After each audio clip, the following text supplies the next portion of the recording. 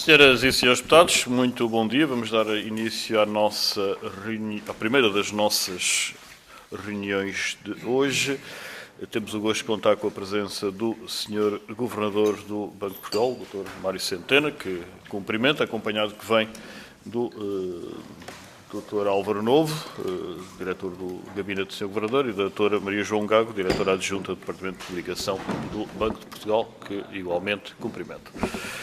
Cumpre-me dar nota do enquadramento desta audição. Trata-se de um requerimento apresentado pelo Grupo Parlamentar do Partido Socialista, a razão pela qual irei dar a palavra ao Sr. Deputado Miguel Costa Matos para iniciar esta audição, que se prende com a resolução do BES e a criação do novo banco, que tendo exigido, e estou a citar, obviamente, a adoção de medidas complexas e corajosas, entre as quais o acordo de capitalização contingente, que, no passado dia 9 de setembro, entre o Fundo de Resolução e o novo banco, permitiu-se antecipar o encerramento do acordo de capitalização contingente. Estava previsto para o final de 2025, segundo o requerente, permitirá ao Estado receber dividendos da ordem dos 325 milhões de euros, termos em que seria interessante promover um balanço detalhado deste processo,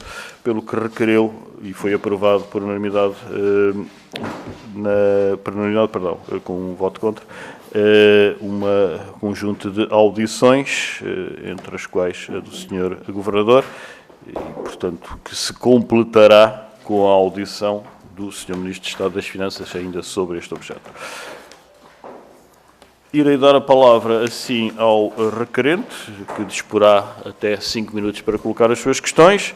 O Sr. Governador terá de seguida a palavra, agradecendo antecipadamente que se possa conter também no tempo gasto na formulação das questões, e, subsequentemente, irei dar, por ordem decrescente de representatividade parlamentar, aos demais grupos parlamentares a palavra. Disporão também da mesma até 5 minutos e o Sr. Governador responderá, afinal, dispondo do tempo correspondente ao somatório das gasto nessa formulação de questões. Se houver inscrições, essas de natureza individual, que cada senhora e senhor deputado poderá dispor até 2 minutos, haverá uma segunda ronda, mas essa, como eu referi, depende de inscrição a fazer até ao final da primeira ronda. Não havendo dúvidas procedimentais, Sr. Deputado Miguel Costa Matos, cumprimento pela palavra, 5 minutos, faço favor. Muito obrigado, Sr. Presidente, senhoras e senhores deputados, Sr. Governador, e cumprimentar também os membros da sua equipa que nos acompanham e os senhores jornalistas. Nós estamos no final de um longo e traumático processo que exigiu um elevado esforço financeiro ao Estado português ao longo dos últimos anos. O fim antecipado do acordo de capital contingente não vai permitir ao Estado e ao Fundo de Resolução poupar valores em injeções de capital, pois as condições de capital do novo banco já são boas o suficiente para garantir que, ao longo deste ano 2025, não existiriam novas injeções. Mas permite poupar algum dinheiro. Permite poupar dinheiro em processos arbitrais e reaver algum dinheiro em dividendos, um valor que o ECO hoje noticia possa chegar a 1,3 mil milhões de euros. E é por isso a altura de fazermos um balanço não só do que foi, mas também das lições aprendidas e do que nós, como Câmara Legislativa, podemos fazer para assegurar que situações destas não voltam a acontecer. A primeira questão que gostávamos de colocar tem a ver com supervisão. Sendo certo que hoje uma parte significativa da supervisão é feita no âmbito do mecanismo único de supervisão a nível europeu, mas existem bancos não significativos que são ainda supervisionados a nível nacional. Importa perguntar se as lições aprendidas sobre a forma como se desenrolou o processo BES estão devidamente tidas em conta por parte do Banco de Portugal. É muito relevante a este propósito o relatório Costa Pinto. E foi aqui falado numa anterior audição que o relatório Costa Pinto não teve o encerramento que mereceria ter, do ponto de vista da avaliação do banco sobre as suas conclusões. Enfim, o que nós perguntamos é se, no vosso entendimento, o relatório Costa Pinto poderá agora deixar de ser confidencial e poder-se-á fazer uma avaliação decorridos estes anos de como é que o banco se ajustou às suas conclusões. Em segundo lugar, sobre a resolução. A resolução foi mal feita.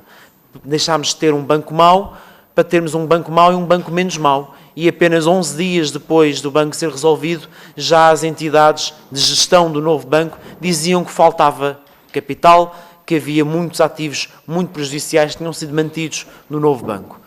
E foi noticiado também, foi reportado pelo Tribunal de Contas, um conflito de interesses entre a entidade de supervisão, o Banco de Portugal, e a entidade de resolução, o Fundo de Resolução, que está dentro do Banco de Portugal. E, aliás, quando o Sr. Governador era Ministro das Finanças, propôs uma proposta de lei que vinha criar uma autoridade de resolução independente. Ainda faz sentido, aos dias de hoje, ponderarmos a separação das autoridades de resolução do Banco de Portugal? Em terceiro lugar, temos, de facto, o momento em que chegamos ao processo de venda. Sem dúvida que os primeiros processos de venda foram um grande fracasso, até pela maneira como foram conduzidos, e, aliás, é importante recordar que o Sr. Governador, quando era Ministro das Finanças, assim alertou com cartas que já foram devidamente noticiadas, mas a verdade é também que as primeiras tentativas de venda tinham condições piores, na medida em que os mecanismos de absorção de perdas eram maiores e não tinham limitações. O CCA teve condições de capital, o CCA teve mecanismos de acompanhamento que permitiram a oposição e a contestação do Fundo de Resolução a várias operações. Dado que o Fundo de Resolução pagou menos 711 milhões do que o novo banco pediu e menos 485 milhões do que era o limite máximo que poderia pagar, pergunto-lhe se considera que o acordo de capital contingente foi um sucesso no sentido de preservar o interesse público e minimizar o encaixe financeiro que o Estado teve que desembolsar em prol do novo banco. E, por fim, recordando as suas famosas palavras neste momento de venda, dado que todo o dinheiro que o Estado meteu no Fundo de Resolução irá ser devolvido, nomeadamente através das contribuições que os bancos fazem para este fundo, confirma que a venda não vai representar qualquer tipo de custo para o Estado e, consequentemente, para os contribuintes? A tudo isto soma-se as várias deficiências de gestão que o novo banco foi tendo ao longo dos anos. Falhas nas avaliações de imóveis, falhas nos processos de venda, falhas nas recuperações de ativos a gerirem os grandes devedores.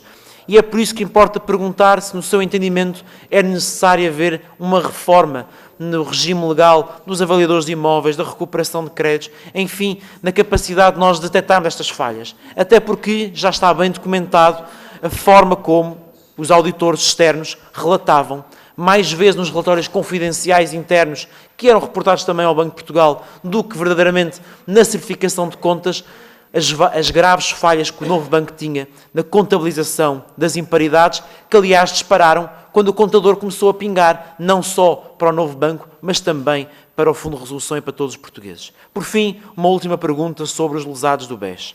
A 18 de julho de 2014, Carlos Costa não só assegurou que o BES estava sólido, como disse que os clientes estariam salvaguardados.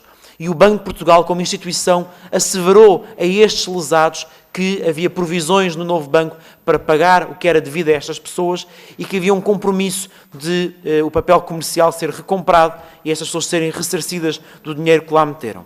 Isso foi reiterado por diversas vezes. E o que lhe pergunto é se neste final de processo não deveria ter havido um cuidado para assegurar que estas pessoas que foram vítimas de mis-selling, que compraram coisas que achavam que tinham certas garantias, não deveriam ser agora, neste momento, digamos assim, positivo da vida financeira do novo banco, serem compensadas pela forma como foram enganadas a comprarem estes ativos da ESI e do Rio Forte. Muito obrigado. Muito obrigado, Sr. Deputado Miguel Costa Matos. E então, apelando a um esforço de síntese do Sr. Governador, faço favor, a palavra é sua.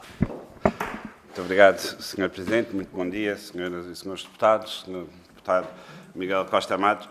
O esforço de síntese, enfim, vai ser mesmo necessário e temo que possa não levar às últimas consequências todas as respostas que os diferentes pontos levantados, as diferentes questões levantadas pelo Sr. Deputado Miguel Costa Matos poderiam merecer. O mecanismo de capital contingente, ou CCA, vou usar as duas expressões, ele é mais conhecido por CCA, que é o acrónimo inglês, foi absolutamente essencial e instrumental para as condições de venda do novo banco em 2017. Ele foi construído com um número de salvaguardas e freios e contrapesos de avaliação, de controle, num contexto de incentivos muito diversos dos seus intervenientes. E eu vou só listar as entidades que, direta e indiretamente, estiveram envolvidas ao longo de toda a operação do mecanismo, para terem ideia da dimensão de todo este instrumento. O novo banco, a Lone Star, o Banco de Portugal, o Fundo de Resolução, o Governo, a Comissão Europeia, o Banco Central Europeu, o Mecanismo Único de Resolução, o Tribunal de Contas, o Parlamento, o auditor externo, o agente de validação, o auditor, a auditoria do Fundo de Resolução, a auditoria que depois foi acrescentada em 2018, 2019, com uma lei adicional que implicou mais auditorias ao funcionamento do mecanismo. E todas estas entidades envolvidas têm uma função muito importante naquilo que é a monitorização, a operacionalização e, na verdade, os resultados que este mecanismo pôde entregar, e eu avalio de enorme sucesso aquilo que foi construído num instrumento único que, na verdade, ao contrário do que se passou em muitas outras intervenções do Estado, não só português, mas a nível europeu, na banca, conseguiu efetivamente controlar a execução deste instrumento e minimizar os custos que a inevitável participação do Fundo nas injeções de capital, do Fundo de Resolução nas injeções de capital do novo banco, decorreriam após a sua venda. Tal era a avaliação que era feita no meados de 2016 dos ativos e da qualidade de alguns ativos no universo do balanço do novo banco. Relembro que, nesse momento, nós tínhamos um valor de ativos em que havia dúvidas de valorização que ascendia a 7.838 milhões de euros, e foi sobre esse conjunto de ativos que o mecanismo operou. Houve muitas lições aprendidas ao longo destes anos no Banco de Portugal e na Europa sobre a forma como a supervisão é feita. A instituição em 2012 do Mecanismo Único de Supervisão foi absolutamente essencial para o salto qualitativo que a supervisão bancária teve na Europa e em Portugal.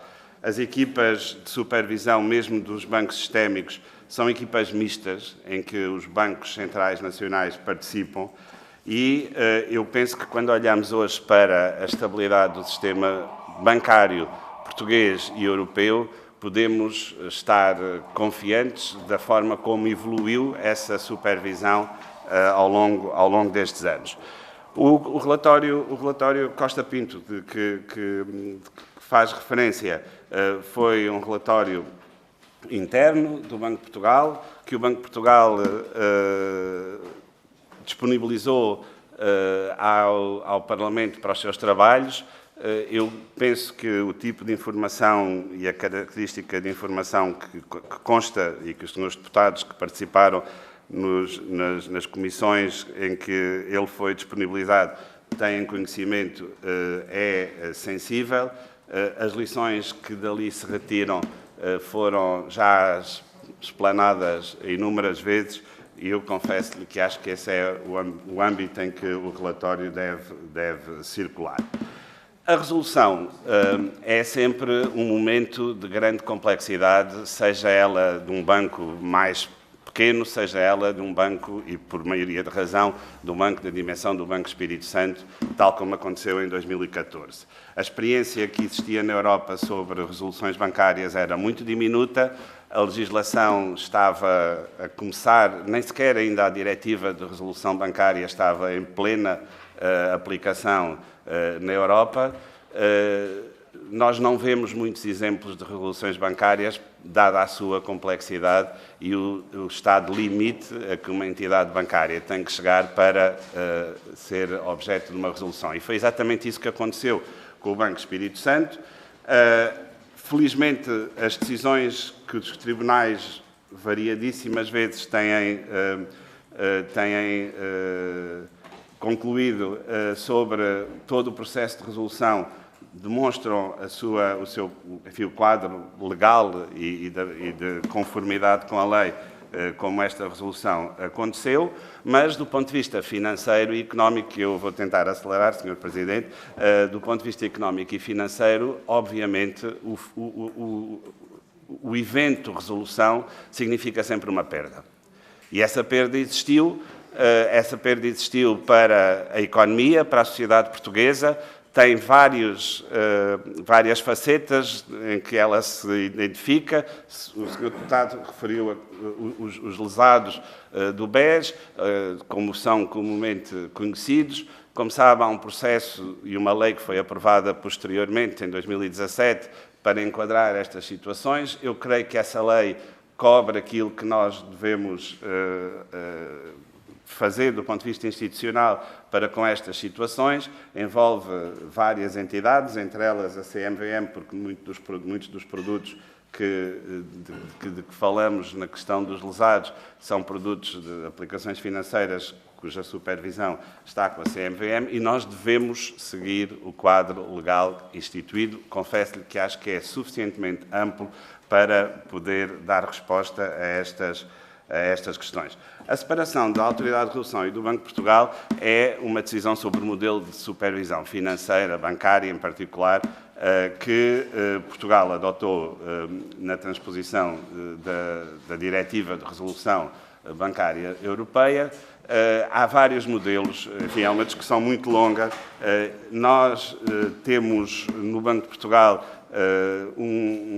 uma aplicação daquilo que é o modelo legal que vigora em Portugal, separando do ponto de vista da informação e da forma como é gerida toda a atividade do Departamento de Resolução Bancária e do Fundo de Resolução, que é um instrumento do Banco de Portugal enquanto autoridade de resolução, separando, na medida daquilo que se consegue separar dentro de uma instituição como o Banco de Portugal, as diferentes funções para obviar às dificuldades que o Sr. Deputado, enfim, não explicitamente, mas de alguma forma indiciou. E por falar em obviar, os últimos 30 segundos são dedicados ao custo de tudo isto. O custo é sempre um conceito difícil, em particular quando envolve fundos públicos. E é verdade que aquilo que o Sr. Deputado referiu, de que a intervenção que foi necessário fazer através do Fundo de Resolução nestes processos de resolução, que não são exclusivos do Banco Espírito Santo, temos o do BANIF também, através do Fundo de Resolução são financiados por empréstimos. Esses empréstimos, depois, as responsabilidades do Fundo de Resolução são responsabilidades do Fundo de Resolução e o financiamento do Fundo de Resolução é feito através de contribuições do setor bancário. Ou seja, a partir do momento em que deixaram de existir injeções de capital do Fundo de Resolução no novo banco, todos os anos o Fundo de Resolução tem um contributo positivo para as contas públicas. O Tribunal de Contas já o disse, isso funciona porque essas contribuições serão usadas para pagar estes empréstimos, que neste momento não acontece, porque como a taxa de juros destes empréstimos é zero, o Fundo de Resolução não tem feito a amortização dos empréstimos, mas, do ponto de vista das contas públicas, há um contributo positivo, próximo dos 250 milhões de euros, sobre dessas contribuições no saldo orçamental. E o que nós devemos sempre pensar, e discutimos muitas horas isto aqui neste Parlamento, é qual é o custo, qual é o custo-oportunidade, qual é a alternativa em cada momento à participação do Estado, direto ou indiretamente, e no caso do Fundo de Resolução é indiretamente, porque é através de empréstimos, nestes processos.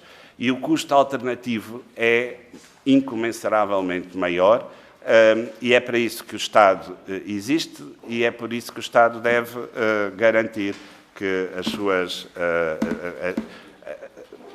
a utilização de meios financeiros do Estado é feita de forma rigorosa.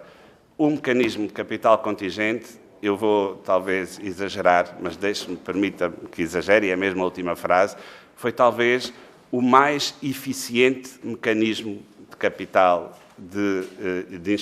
como instrumento de capitalização que existiu em todas as intervenções bancárias, não só em Portugal, mas provavelmente na Europa. Muito obrigado. Muito obrigado, Sr. Governador. obviamente, esperei-se para além dos 5 minutos, mas senhores deputados, todos compreenderão, e sou o primeiro a referi-lo, que dar a alguém o mesmo tempo para responder que se dá a quem pergunta, a probabilidade de ser assimétrica, a necessidade temporal é muito plausível. Sr. Governador, teria a amabilidade agora de anotar as questões, porque, como referi, irei dar sucessivamente às senhoras e senhores deputados a palavra e depois, no final, devolver-lhe a palavra para responder às questões que forem, entretanto, formuladas. O primeiro dos quais, o Sr. Deputado Marco Claudino, do Grupo Parlamentar do PS... É do Sr. Deputado Marco Claudino, exato. Do Grupo Parlamentar do PSC, dispõe até 5 minutos. Sr. Deputado, faço favor, a palavra é sua. Sr. Presidente, senhoras e senhores deputados, Sr. Governador, cumprimento e a quem o acompanha.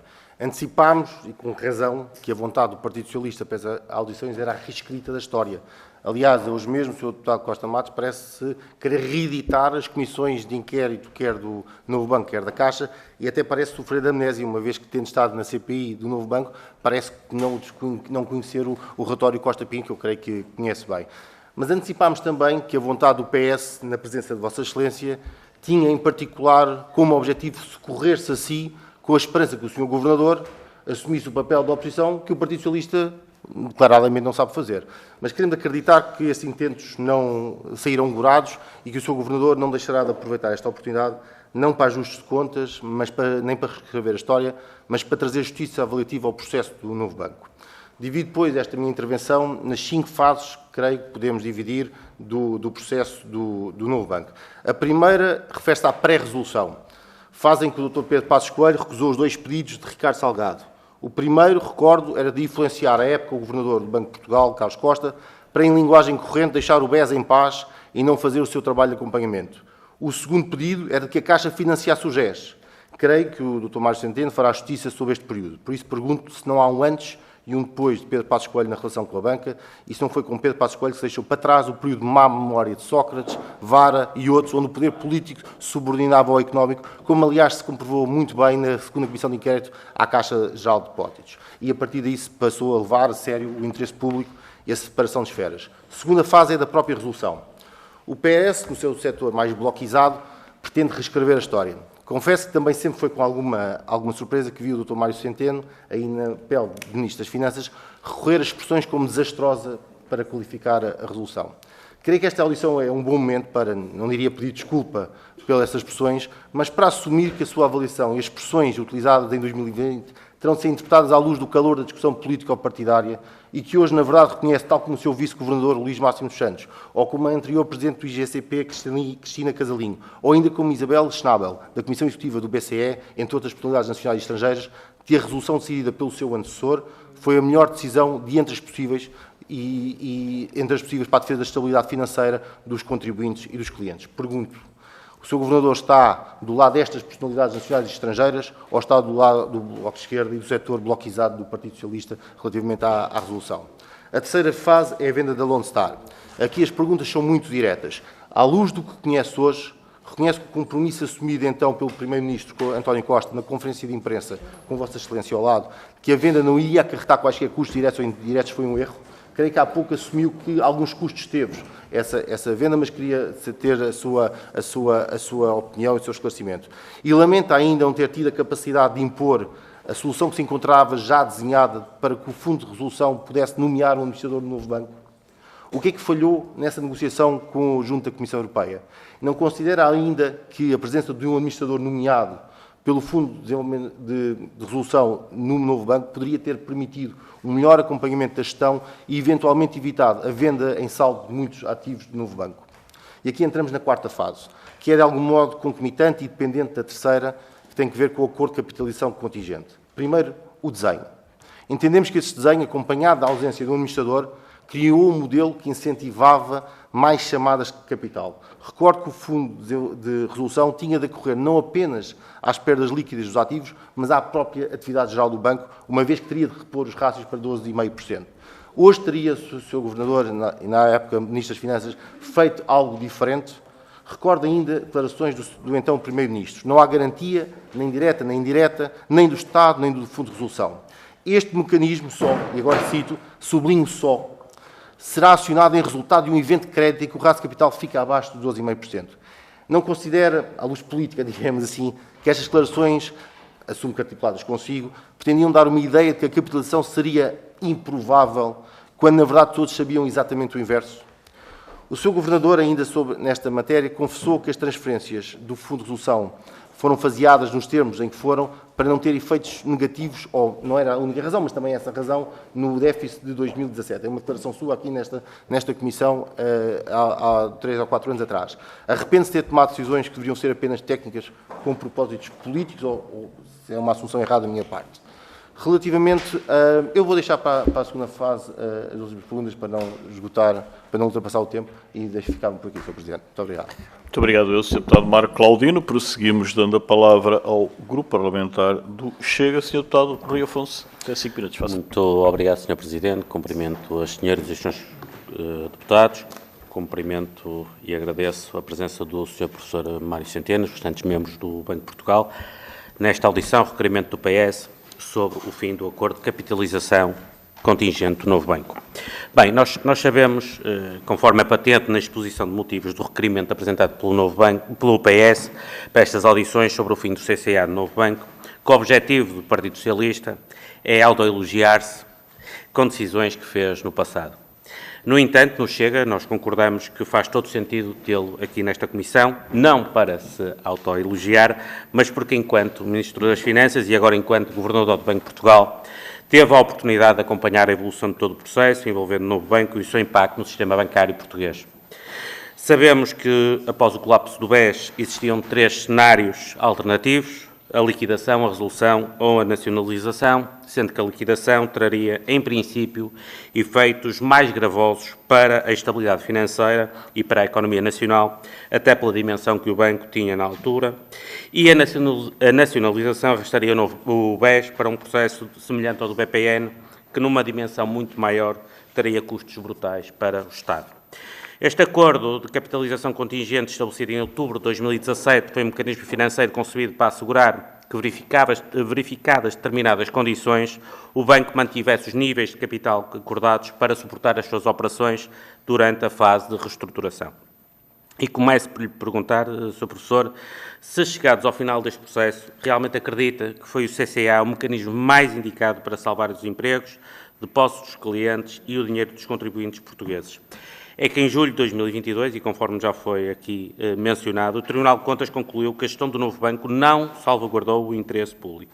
O relatório, inclusive, apontou que em 2018 e 2019 o banco vendeu ativos com descontos significativos, resultado em perdas consideráveis. Além disso, o Tribunal de Contas destacou a falta de controle eficaz por parte do Estado e do Banco de Portugal na minimização do recurso de financiamento público. Estas críticas refletiram preocupações sobre a gestão do novo banco e a eficácia dos mecanismos implementados para proteger o interesse público e os direitos dos lesados do BES. Esta é a minha primeira questão. Segunda questão. Em dezembro de 2024, gera-se entendimento para o fim antecipado do acordo de capitalização contingente, cuja maturidade contratual estava prevista para os finais deste ano. Extingue-se aqui, portanto, a possibilidade de virem a ser solicitados novos pagamentos ao Fundo de Resolução por parte do novo banco. Este fim antecipado do acordo de capitalização contingente deverá ter um custo de 62,7 milhões de euros nas demonstrações financeiras do novo banco, segundo um comunicado enviado à SMM em 9 de dezembro passado, embora agora possa também distribuir dividendos. Recorde-se que o acordo proibia a distribuição de dividendos pelo banco enquanto durasse o apoio. Nessa mesma altura, em dezembro de 2024, a Associação de Defesa dos Clientes Bancários, que representa quase 2 mil vítimas do colapso do BES, manifestou repúdio pelo encerramento antecipado do CCA. A Associação criticou o facto do novo banco ter sido beneficiado com injeções de capital público, enquanto muitos lesados do BES continuam sem ser ressarcidos. Aquelas estarão, no fundo, a ponderar avançar com uma ação judicial para impugnar a venda do novo banco, argumentando que o processo negligencia os direitos das vítimas que perderam as suas poupanças. Segundo o Banco de Portugal, o CCA foi desenhado de modo a cautelar um sistema de pressupostos e requisitos técnicos para o seu funcionamento, permitindo que, ao invés de garantir o valor de ativos de perímetro, fossem asseguradas as injeções de capital para permitir o estrito cumprimento dos rácios mínimos contratualmente definidos. Já percebemos aqui que a antecipação do encerramento do CCA foi para permitir a distribuição de dividendos no valor de 1,3 mil milhões de euros, uma vez que o banco até está sobrecapitalizado, bastante sobrecapitalizado. O que eu gostaria de questionar o Sr. Governador é se efetivamente não considera que esta antecipação do CCA não veio prejudicar aqueles clientes que foram vítimas do colapso, nomeadamente aqueles que compraram títulos de dívida do Grupo Espírito Santo. Eu acho que aqui, e permita-me uma parte, há aqui, enfim, decidiram diferenciar os clientes BES dos clientes da ESI e do Rio Forte, mas a verdade é que o banco vendeu produtos do Grupo Espírito Santo e vendeu-os como se fossem realmente, enfim, produtos totalmente seguros do ponto de vista da capitalização e do ponto de vista da segurança, e a verdade depois acabaram por se demonstrar que não eram seguros, e muitos deles acabaram por perder então o seu dinheiro. Terceira questão. Durante toda a execução do acordo, portanto, entre outubro de 2017 e dezembro de 2024, os valores de pagamentos realizados pelo Fundo de Resolução totalizaram 3,4 mil milhões de euros, abaixo do plafond dos 3,9 milhões de euros. Cedo percebeu, com algumas polémicas pelo caminho, que esta operação ia comportar muitos custos, naturalmente, com o fim do mecanismo do novo banco. Não conta mais com a chamada rede ou safety net do Estado, nem do Fundo de Resolução. O que eu lhe queria perguntar era o seguinte, Sr. Governador. Na altura, o Dr. António Costa assegurou que os contribuintes nada pagarão, nem direta nem indiretamente, relativamente ao novo banco. Ou seja, acreditavam piamente que o colapso do BES e a recuperação do novo banco não traria quaisquer custos para os contribuintes. Eu gostaria de questionar o Sr. Governador, de uma forma direta, se efetivamente os contribuintes não serão honorados com a resolução do BES. Muito obrigado. Muito obrigado, eu, Sr. Deputado Rui Afonso. A palavra agora ao Grupo Parlamentar da Iniciativa Liberal, Sr. Deputado Mário Amorim Lopes. Até 5 minutos, faço favor. Muito obrigado, Sr. Presidente, Senhoras e Senhores Deputados. Dr. Mário Centeno, começo por o cumprimentar. Não sei bem se na figura da ex-ministro que desenhou o acordo de capitalização contingente, se na figura de Governador do Banco de Portugal que supervisiona e que regula o cumprimento deste mesmo acordo. Não sei, aliás, se existirá aqui um centeno bom, um centeno mau, 2 centenos bons, 2 centenos maus, e, portanto, na sua pessoa cumprimento os vários centenos. Sobre o acordo de capitalização contingente, há aqui 2 aspectos que nos parecem importantes. O primeiro é o critério de injeção de capital. Ele poderia ocorrer por 2 motivos. Registro de imparidades, perdas, o caso do BES Angola, e, portanto, era necessário corrigir o valor que estava registado no ativo, essa imparidade, tudo muito bem, ou então pelo incumprimento dos rácios de capital de 12%, e aplicava-se o mínimo deste valor. No primeiro caso, existia e existe um sistema de governance bem montado, com direito de veto, em que é possível fazer a avaliação desses ativos e do montante que está a ser injetado. No caso dos rácios de capital, não tanto. Existem auditorias, naturalmente, mas o próprio banco acaba por ter, o novo banco, acaba por ter incentivos para fazer aqui o front-loading do registro das imparidades e depois, naturalmente, ter a injeção adicional de capital e que isso, obviamente, beneficiaria e não permitiria fazer uma gestão ótima do capital. Portanto, a questão que lhe faço é que incentivo, neste modelo que foi montado, é que existe para que, de facto, se faça um uso prudente das injeções de capital do Fundo de Resolução e que não haja um incentivo perverso a prejudicar os rácios de capital precisamente para obter financiamento adicional. Depois, e aliás a prova disso foi mesmo o litígio dos 162 milhões de euros que o Fundo de Resolução perdeu porque o novo banco encontrou aqui um expediente interessante que foi antecipar as normas contabilísticas que são bastante mais agressivas relativamente aos rácios de capital 7.1. O segundo problema com o desenho do acordo tem que ver com a condição assimétrica de injeção de capital, ou seja, se o banco estava abaixo dos 12%, injetava-se o capital do Fundo de Resolução. Se o banco estava acima dos 12%, não tinha de devolver esse capital e, portanto, que poderia colocá-lo a render e seriam, naturalmente, proveitos para o banco. E, portanto, aqui a analogia até seria, se houvesse uma espécie de banco de horas, se eu trabalhasse mais horas esta semana, conseguiria não trabalhar tantas horas na próxima semana e não teria de as devolver. Ou seja, era como se fosse aqui um banco de horas com horas gratuitas num sentido, mas depois não era necessário fazer a reposição no outro sentido. E, portanto, a questão aqui que se coloca, sobretudo quando o novo banco, tudo indica, fechará o ano 2024 com um rácio 7.1 de cerca de 20%, portanto, muito acima do limiar que estava definido, se o Fundo de Resolução não andou a financiar aqui proveitos adicionais ou criou aqui um incentivo a que houvesse uma sobrecapitalização recorrendo ao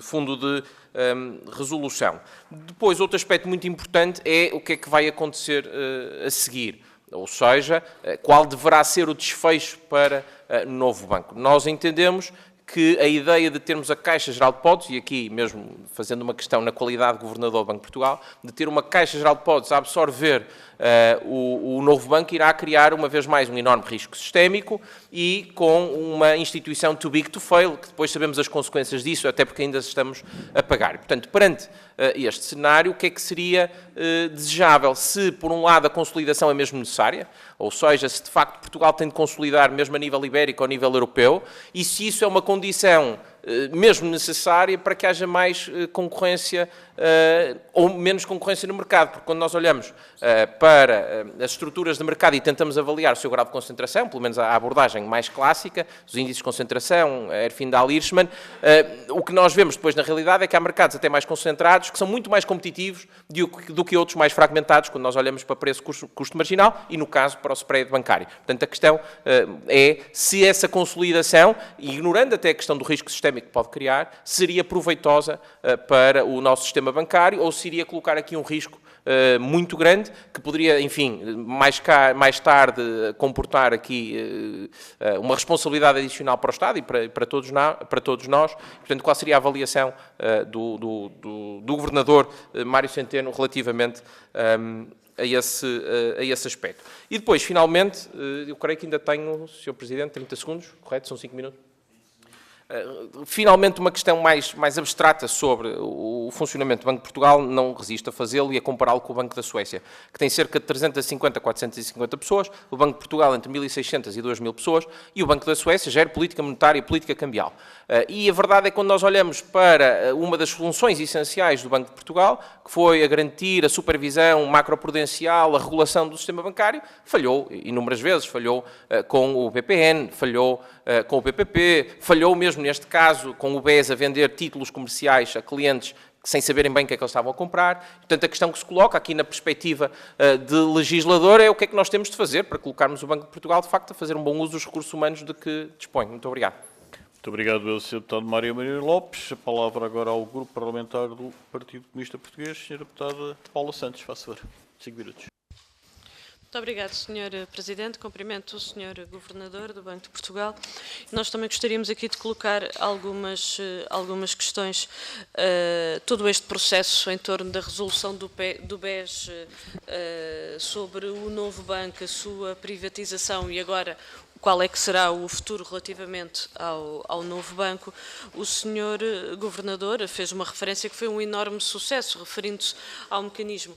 Mas aquilo que nós identificamos relativamente a este processo, e aliás até na auditoria que foi feita pelo próprio Tribunal de Contas em 2021, aquilo que identifica é de facto um grande prejuízo para o interesse público. Aliás, essa é uma das conclusões dessa auditoria, do que diz respeito à resolução do BES e à privatização do novo banco. Porque aquilo que nós identificamos é que ao longo de todos estes anos os prejuízos que foram suportados pelo povo português cifraram-se em mais de 10 mil milhões de euros e, portanto, estamos a falar de um conjunto de decisões ao longo de todo este tempo que configuraram, de facto, um crime económico. Nós colocamos, e aliás está à vista de todos, que a solução para todo este processo tinha sido a integração do novo banco na esfera pública, criando uma segunda entidade bancária pública no nosso país. Agora estamos perante uma antecipação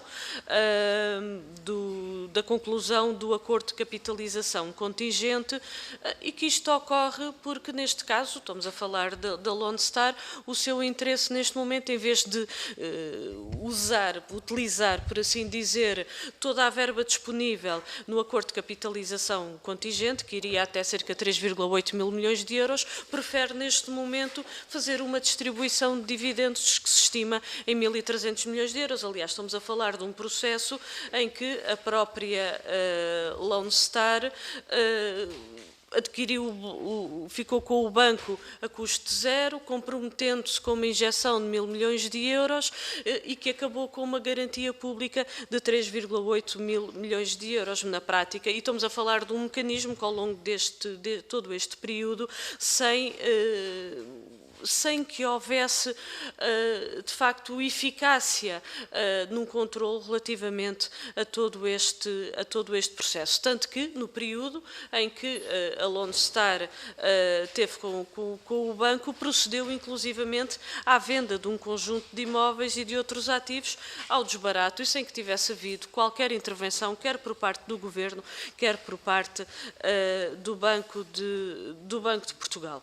O PCP sempre defendeu, como já referi, que a solução para o novo banco passaria, de facto, pela integração na esfera pública, como resultado da aplicação da medida de resolução OBES, aliás, acompanhado também da nacionalização das restantes componentes não financeiras do grupo GES. E porque esta, de facto, era a solução. Se houve já custos para o Estado superiores a 10 mil milhões de euros, a solução era, de facto, passava pela sua integração na esfera pública. Aquilo que nós verificámos foi, quer pelo anterior governo do PSD e do CDS, em que a opção foi muito clara, limpar as dívidas dos grupos económicos no interior do novo banco para voltar a integrar sem custos para os grupos económicos privados. E agora, aquilo que se prepara neste momento, novamente um governo do PSD e do CDS, é entregar dividendos ao acionista privado depois de ter gerido um portfólio de dívidas com a garantia pública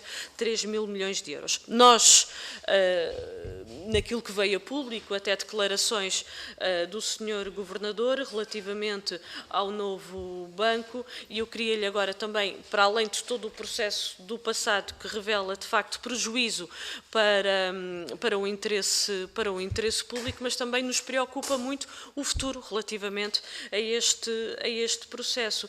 E a questão é se o Estado, depois de tudo o que já gastou no novo banco, já referi, 10 mil milhões de euros, mais 10 mil milhões de euros, tendo em conta que há uma participação do Estado português no novo banco de 2% e uma participação do Fundo de Resolução na ordem dos 13%, que totaliza 25%, aquilo que se coloca neste momento não é entregar o banco ao capital estrangeiro, mas sim encontrar uma estratégia para o controle público do novo banco até a partir destes 25%, porque é aquilo que salvaguarda e aquilo que nós colocamos não é numa lógica de fusão de instituições públicas no nosso país, mas de facto, tendo em conta a vocação e as características próprias de cada uma, quer da Caixa Geral de Depósitos, quer do novo banco, cada uma das instituições, que é de facto a salvaguarda do interesse nacional, porque deixar o setor financeiro no país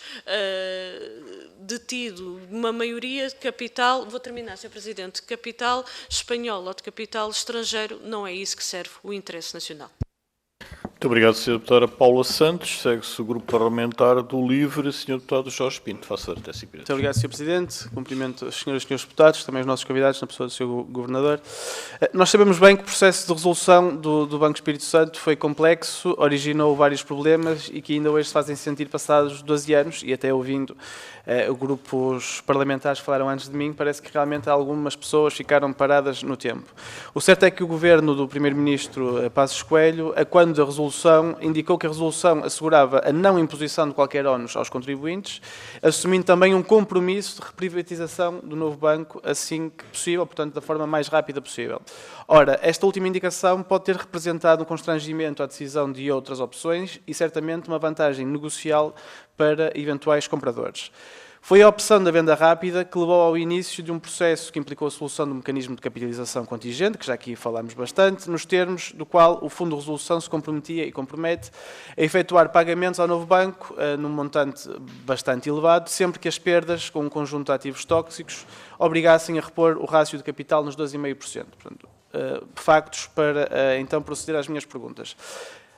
A verdade é que o Sr. Governador, na altura, enquanto Ministro das Finanças, em maio de 2020, declarou aqui nesta Casa que a resolução do BES era, e passo a citar, a mais desastrosa resolução bancária alguma vez feita na Europa, justificando, e volto a citar, que a seleção dos ativos foi mal feita e incompetente, o banco, que era novo e deveria ser bom, tinha ainda muito de mau. Fim de citação. Agora, com o acordo entre o Fundo de Resolução e o novo banco, foi antecipado o encerramento do mecanismo de capitalização contingente e a verba final da fatura ascende a 3,5 mil milhões de euros. É, portanto, complicado dizer que não houve ónus para os contribuintes perante esta fatura. E nenhum governo com responsabilidades neste dossiê parece sair bem do processo, porque o próprio PS, quando foi autorizando os pagamentos requeridos, mesmo sem a conclusão da auditoria anunciada, o que até terá originado alguns constrangimentos na relação do Sr. Governador, então Ministro, com o Sr. Primeiro-Ministro António Costa, como foi na altura noticiado, e foi também noticiada a alienação de muitos imóveis e outros ativos com perdas significativas para o banco, e o que levou aos pedidos da Lone Star para a injeção de verbas para o Fundo de Resolução.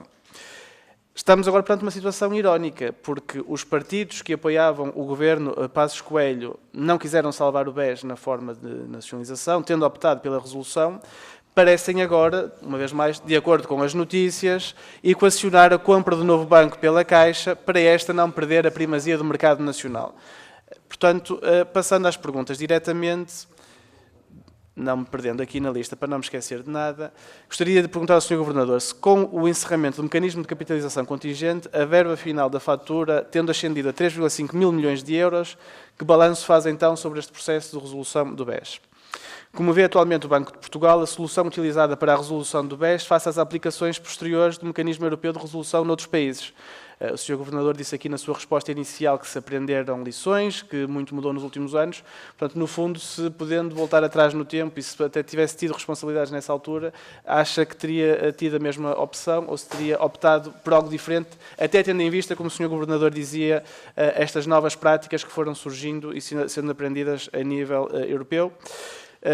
Considerando os lucros que se têm registrado no setor bancário, lucros absolutamente históricos, e a nota do Banco de Portugal, que em 2024 o balanço do setor bancário residente em Portugal totalizava 481 mil milhões de euros, e que corresponde a mais 18 mil milhões de euros do que no final do ano anterior, se acha, portanto, e havendo esta obrigação dos bancos pagarem 250 milhões de euros anuais, se acha que há viabilidade para encetar negociações com o setor bancário para aumentar esta contribuição anual, antecipando assim o final do pagamento que está atualmente, julgo, para 2046. Termino, no minuto que me resta, com duas últimas perguntas muito curtas e muito diretas. Qual seria ou qual é a opção do Banco de Portugal relativa à venda do novo banco, se em bolsa ou se por venda direta, se é que tem alguma opção e alguma opinião forte em relação ao assunto?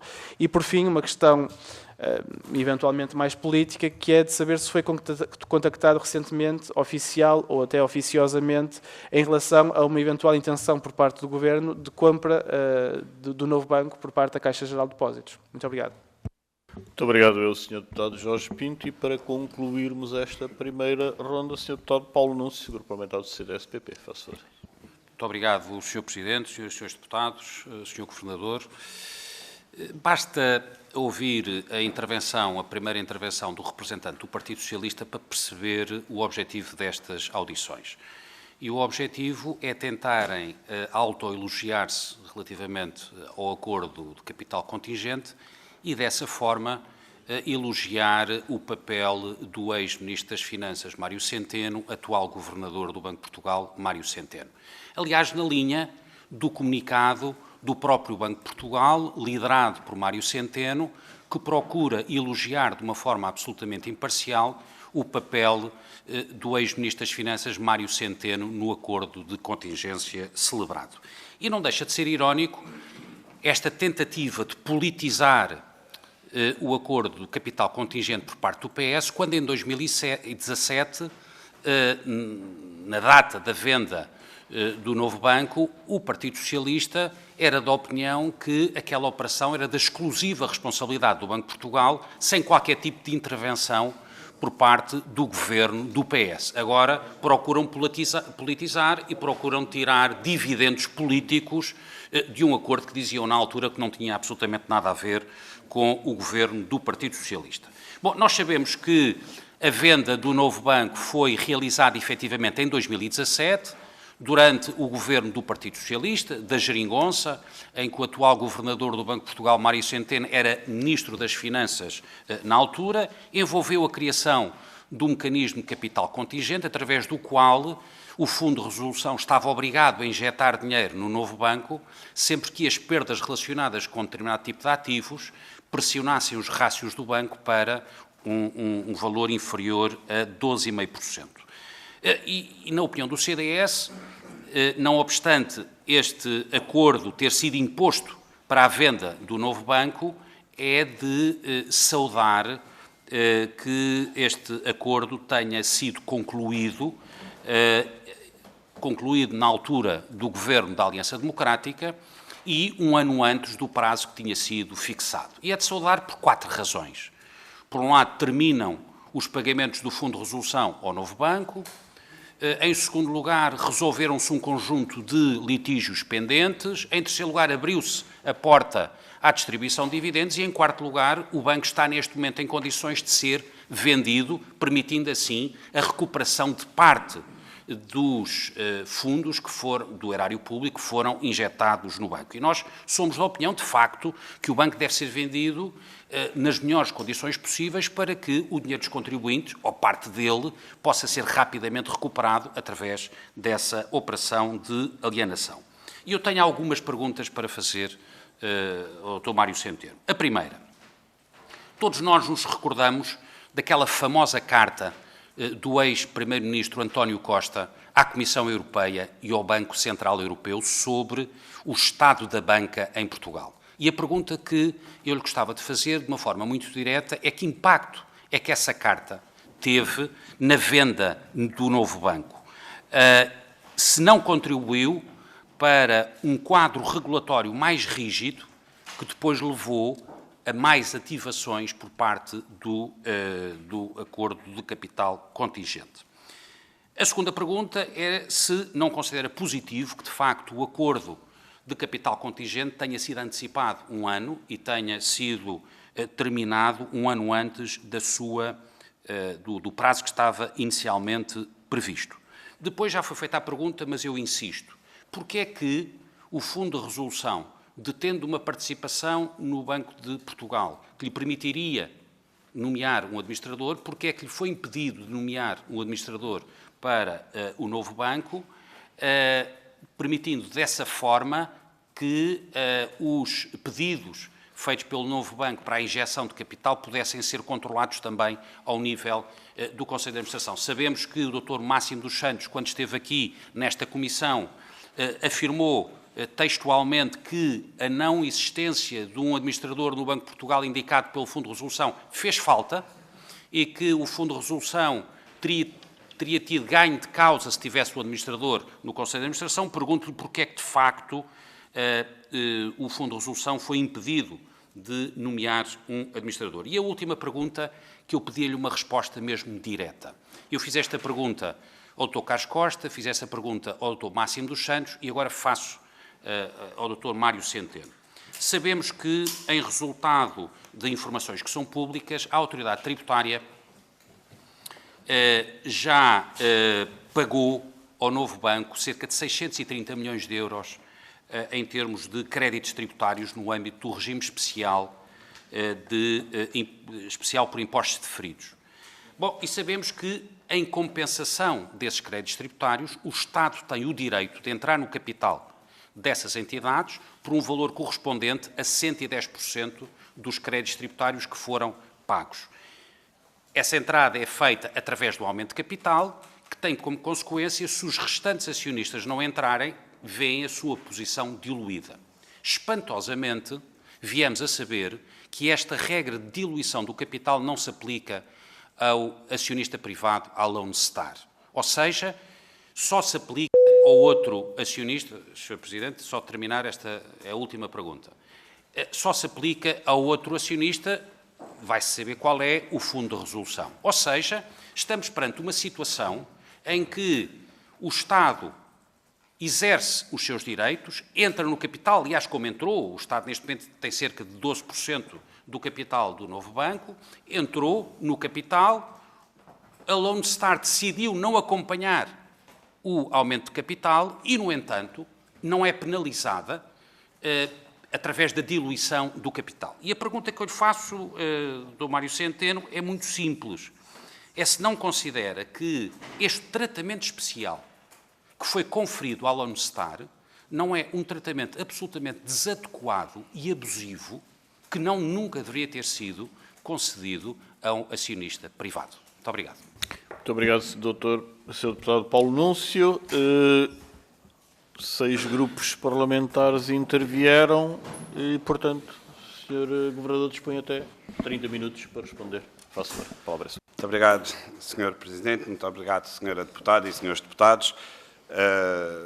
Perguntas que cobriram quase todo o espectro de temas que se possa falar sobre esta questão e sobre a banca em Portugal na última década e meia. Eu, de todos os ensinamentos que retirei, enfim, quer em termos profissionais, quer em termos académicos, sobre o sistema financeiro e sobre as finanças em geral, há um que eu tenho como particularmente valioso. Nas finanças não há sorte nem azar, há procrastinação. Quando não fazemos as coisas no momento em que temos que as fazer, temos sempre azar. E o problema da maior parte das crises financeiras, e das quais, infelizmente, Portugal não se livrou, foi precisamente isso, procrastinação. Demasiado tempo para agir, demasiado tempo para tomar as decisões que se deviam tomar. E eu queria recordar aos senhores deputados qual é a situação, e isto liga-se, por exemplo, com a carta que o senhor deputado Paulo Núncio referiu, da situação do sistema bancário português no final de 2015.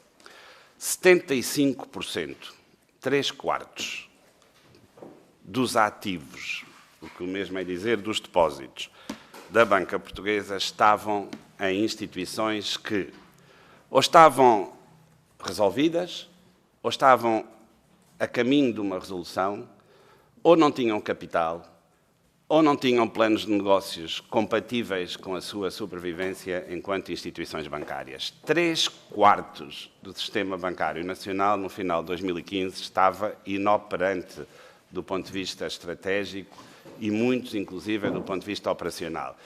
Era uma situação insustentável do ponto de vista do modelo de crescimento de qualquer economia moderna. A banca em Portugal, no final de 2015, não estava em condições de acompanhar as ambições que todos tínhamos, em particular depois de todas as dificuldades que o país tinha enfrentado. E é preciso que nos lembremos disto, porque é muito importante reconhecer o momento em que as decisões são tomadas e qual é o quadro em que essas decisões são tomadas. O Fundo de Resolução, que tinha respondido à resolução do BES, que foi, como eu disse no início, muito complexa, foi uma resolução feita num quadro regulamentar que estava em transição, da qual não há memória na Europa de um outro processo daquela natureza, ainda hoje, e, portanto, o grau de dificuldade e os resultados que se obtiveram com a resolução do BES, de certa forma, do ponto de vista económico e financeiro, foram bastante experimentais. Felizmente não do ponto de vista jurídico e legal, pelas decisões que os tribunais já tomaram, mas do ponto de vista económico e financeiro, foram extraordinariamente experimentais. E é por isso que nós, quando olhamos para os resultados dessa resolução, devemos entender que a perda existe. A perda não é para o Estado, a perda é para a sociedade e para a economia portuguesa.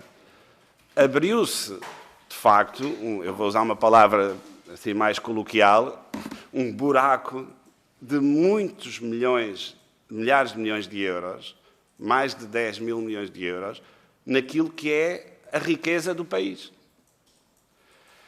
E o resultado, e isso acontece por todas as dificuldades que foram sendo acumuladas no balanço do Banco Espírito Santo.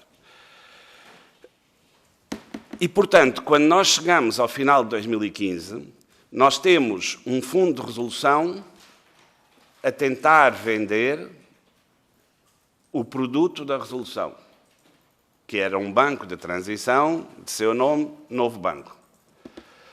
Tinha 2 anos para o fazer, apenas 2 anos para o fazer, compromissos da República Portuguesa perante a Comissão Europeia, e tinha falhado a primeira tentativa de venda, no verão de 2015. Toda a dívida do Fundo de Resolução, empréstimos que fez no âmbito da resolução do BES, era devida em agosto de 2017. Eram mais de 4 mil milhões de euros que tornavam o Fundo de Resolução uma entidade insolvente. Insolvente, porque não tinha forma de, até agosto de 2017, pagar aquela dívida. E se os senhores deputados pensam que este é o contexto ideal para encontrar alguém interessado em investir na banca em Portugal, pois desenganem-se, senhores deputados, porque não era. Se os senhores deputados pensam que era o contexto ideal para renegociar com a Comissão Europeia condições que a República Portuguesa se tinha comprometido em 2014, no verão, pois desenganem-se, senhores deputados, porque não é. Aprendemos, ao longo do tempo e com grandes dificuldades, que renegociar é muito mais difícil do que negociar. Porque renegociar obriga-nos a rever todas as premissas com que nos colocamos de início num processo, a maior parte das vezes, como estas, porque não tínhamos condições de cumprir os compromissos que tínhamos assumido. E, portanto, assentemos nestas ideias. Agir tarde é o melhor sinal de dificuldades à nossa frente. A resolução bancária é a situação limite da procrastinação que as autoridades, que não são só nacionais, mas que também são europeias, podem fazer, e é a representação dessa procrastinação no sistema financeiro. E quando vamos para a resolução, já não há nada de bom que se consiga encontrar. Vamos entender isto. Não vale a pena olhar para um processo de resolução e querer encontrar um jardim florido. Isso não existe. E, portanto, vamos ter que ser muito humildes e tentar perceber qual é o momento em que cada coisa está a ser feita para percebermos o que é que ainda podemos fazer em cima dessa qualquer coisa. E um mecanismo de capital contingente, insisto, eu indiquei aos senhores deputados a quantidade de entidades que, de uma forma direta ou indireta, intervêm no mecanismo de capital contingente. Não tentem personalizar um mecanismo de capital contingente. Ele não é o Ministro das Finanças de um dia, nem o Governador do Banco de Portugal do mesmo dia ou do outro dia. São mais de uma dezena de entidades que intervêm neste mecanismo. O seu sucesso ou insucesso depende da capacidade de todas estas entidades fazer o que é esperado delas. E quando eu elogio e digo que foi um enormíssimo sucesso para a sociedade portuguesa, para a economia portuguesa, para as finanças, quer públicas, quer do setor bancário em Portugal, é porque é essa a minha avaliação. Porque nós, não só, e se os senhores deputados forem ver as declarações feitas, em particular, o Sr. Deputado Marco Claudino, aquilo que eu disse sobre o mecanismo, em abril de 2017, ele ainda nem tinha sido concluído, mas nós, numa comissão, neste Parlamento, esclarecemos exatamente quais eram os riscos. A minha intervenção nesse dia refere a palavra riscos uma dúzia de vezes. Ninguém escondeu a ninguém o que é que estava em causa naquele momento. E é muito simples de entender porquê. Porque os problemas estavam no balanço do novo banco. Era por isso, ou foi por isso, que ele, em agosto de 2015, não foi vendido. Foi por isso que foi preciso encontrar um mecanismo com arte e engenho, com a ajuda da Comissão Europeia, do Banco de Portugal, do Ministério das Finanças, do Mecanismo Único de Supervisão do BCE, que, do ponto de vista bancário, financeiro, jurídico, pudesse acomodar aquela venda. Porque senão o banco não teria sido vendido e o que estaríamos aqui hoje a fazer era talvez chorar um bocadinho mais sobre os euros que teriam sido perdidos em Portugal. Foi muito claro desde o início e insistimos sempre nessa mensagem e hoje comprova-se que estávamos certos, basta ir ver, mais uma vez, as audições da altura para perceber esta dicotomia que não é uma garantia, não foi uma garantia, não se tratava de uma garantia. Não sei quantas vezes foi preciso negar esta evidência, hoje comprova-se, não era uma garantia, tratava-se de um mecanismo contingente de capital. Na negociação é sempre muito difícil, principalmente quando estamos a renegociar. Porque é que não havia um administrador equivalente ao capital que, para fazer jus ao capital que o Fundo de Resolução tinha no novo banco, depois da venda? Porque a Comissão Europeia não quis. Já foi dito nesta casa dezenas de vezes. A Comissão Europeia não quis. Nós estávamos a renegociar compromissos não cumpridos do Estado português. Não estávamos na melhor das condições negociais, até porque tínhamos que convencer a Comissão Europeia da viabilidade do novo banco, porque já também foi dito, e está em muitas atas desta casa, a Comissão Europeia não acreditava na viabilidade do novo banco. E, portanto, o mecanismo que permitiu a viabilidade do novo banco foi o mecanismo de capital contingente. Senhores deputados, acreditem mesmo no que eu vos estou a dizer. Sem ele não teria sido feita a venda do novo banco. E ele é obra de todas estas entidades que eu aqui referi. E, portanto, não há nem elogios, nem autoelogios. É um esforço enormíssimo de compromisso da República Portuguesa que foi cumprido e que foi antecipado. E foi antecipado, e posso-vos dar esta opinião minha, ele podia ter sido antecipado muito mais no tempo. Poder-se-ia ter fechado um mecanismo e era, se calhar, desejável para o sistema bancário português e até para a instituição Novo Banco que isso tivesse acontecido. Não foi, foi agora. E, portanto, foi positivo. Não tenho nenhuma dúvida em que a antecipação do fecho do mecanismo é positivo. Ele já não permitia injeções de capital há bastante tempo, como sabem. Os 12% eram travão às injeções de capital. Mas era um travão que tinha uma lógica por trás. E a lógica era a sustentabilidade, a estabilidade da instituição bancária Novo Banco. 12% não era um rácio de capital muito elevado. Hoje temos a generalidade das instituições bancárias com rácios de capital muito mais elevados e em Portugal todas têm rácios mais elevados. Vínhamos de um tempo em que pensávamos que os bancos funcionavam sem capital. O rácio de capital da banca hoje em Portugal é o dobro do que era há 10 anos. O dobro. E o sistema bancário português tinha, em 2015, 17% de NPLs, de ativos não produtivos no balanço. 17%. Só 2 países na Europa tinham mais que Portugal, a Grécia e Chipre.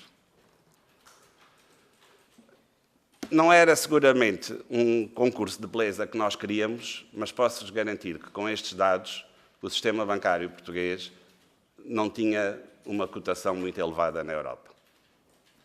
Hoje, nós temos o melhor banco nos testes de esforço europeus. Temos os 2 melhores bancos nas condições de resolubilidade do Mecanismo Único de Resolução. São bancos portugueses, hoje. Foi toda esta transformação que passou também pelas condições que foram criadas e possibilitadas para atrair capital estrangeiro, que não era fácil de atrair, acreditem, em 2016 e 2017. para nenhum sistema bancário europeu, em fevereiro de 2016, estava iminente uma crise bancária na Europa. Provavelmente os senhores deputados já não se lembram, mas 2 grandes bancos alemães estavam em grande dificuldade em fevereiro de 2016. E vocês acham que um sistema bancário que se apresentava com os dados do sistema bancário português tinha cartas para jogar na Europa? Podia impor à Comissão Europeia condições de renegociação depois de incumprimento pela República Portuguesa dos compromissos que tinha assumido? Senhores deputados, precisamos sempre de saber onde estamos e o que é que podemos fazer para melhorar. Nós, em relação à questão que o Sr. Deputado Paulo Núncio também me colocou sobre os DTAs e o acordo que ficou estabelecido sobre a diluição de capital. Sr. Deputado, eu garanto-lhe que não foi nem desejo nem vontade de ninguém à volta da mesa, nem do Banco de Portugal, nem do Governo português, da República Portuguesa, naquela altura, que isto acontecesse. Temos que nos colocar no momento em que estamos a negociar uma venda que tem os dias contados para acontecer. Não há nada pior para quem quer que seja que esteja a negociar que ter uma data limite, porque depois dessa data limite, a venda do novo banco, falhando, implicava 2 coisas que era difícil saber qual era que era pior para Portugal. Era a liquidação do novo banco ou uma nova resolução se a Comissão Europeia, se o mecanismo único de resolução mais as autoridades da concorrência europeias o permitissem. Eu não estou com isto a dizer que a situação era tão dramática que não conseguíamos negociar. Conseguíamos, e aquilo que foi conseguido junto destas autoridades todas para permitir que a venda acontecesse em condições controladas, porque o mecanismo de capital contingente é um mecanismo controlado. Podemos sempre dizer que poderia ser mais controlado. Podia, mas não houve nenhum instrumento criado no setor financeiro com a intervenção do Estado em Portugal que tivesse o número de auditorias que este mecanismo teve. Nenhum. Posso-vos garantir. Ao pé daquilo que ainda hoje se passa com o ex-Banco Português de Negócios e com as transferências do Tesouro Português anuais para perdas em ativos que vêm do Banco Português de Negócios, este instrumento, e essa venda foi feita em 2013, 2014, este instrumento não tem rigorosamente nada a ver com esse universo. O novo banco permitiu, deputado Rui Afonso, manter o emprego, sim, mais, se calhar, importante do que o emprego, a venda do novo banco, os depósitos, porque a partir de janeiro de 2016, qualquer intervenção das autoridades de resolução em bancos na Europa envolve pôr em risco depósitos. E qualquer falhanço, qualquer insucesso no processo do novo banco, naquele momento, implicava que dívida sénior e inclusive depósitos pudessem ser colocados em causa em operações subsequentes. E, portanto, aquilo que nós conhecemos hoje do novo banco, do ponto de vista dos seus resultados, não é estranho à banca em geral, portuguesa em particular. Este ciclo e este momento que temos nas margens financeiras de toda a banca são extremamente positivos e eles vêm-se, por exemplo, para também responder ao Sr. Deputado Mário Amorim Lopes, nos rácios de capital da banca, também do novo banco. Pior seria que isso não acontecesse, mas felizmente acontece. O novo banco não tem entregue dividendos em virtude das restrições que a existência do mecanismo de capital contingente lhe impõem, mas se nós olharmos para os resultados de bancos semelhantes em dimensão e a capacidade que eles tenham de gerar resultados que depois resultem em dividendos, eles não são muito diferentes do novo banco de bancos de dimensão semelhante também em Portugal. E, portanto, eu acho que nós olhamos para os dados do novo banco e para o resultado da aplicação do mecanismo de capital contingente e não vemos um viés significativo de aproveitamento deste instrumento. Este instrumento, insisto, é monitorizado com um grau de detalhe, inclusive internamente. O agente de verificação, os representantes do Fundo de Resolução que estão no Supervisory Board do novo banco. Há um controle. Sejamos claros em relação a isso. Como é evidente também, e já fomos muitas vezes nestas audições, gerir uma instituição bancária tem um grau de complexidade que só é comparável com o grau de monitorização que lhe é imposto. E hoje, esse grau de monitorização e de escrutínio e de supervisão é muito apertado. Há dimensões prudenciais que proíbem comportamentos oportunísticos da gestão das entidades bancárias, coisa que não acontecia no passado. E, portanto, não consideremos que um banco hoje é um contexto de arbitrariedade e de gestão que possa fazer rigorosamente tudo o que lhe apetecer. Em relação à auditoria do Tribunal de Contas, muito falámos sobre a auditoria do Tribunal de Contas no passado. Eu quero só relembrar os senhores deputados de um detalhe da avaliação do Tribunal de Contas, que é a ausência de contrafactual. Isto não é uma crítica à auditoria do Tribunal de Contas, as conclusões são o que são, não há contrafactual. E, senhores deputados, não vale a pena, não vale mesmo a pena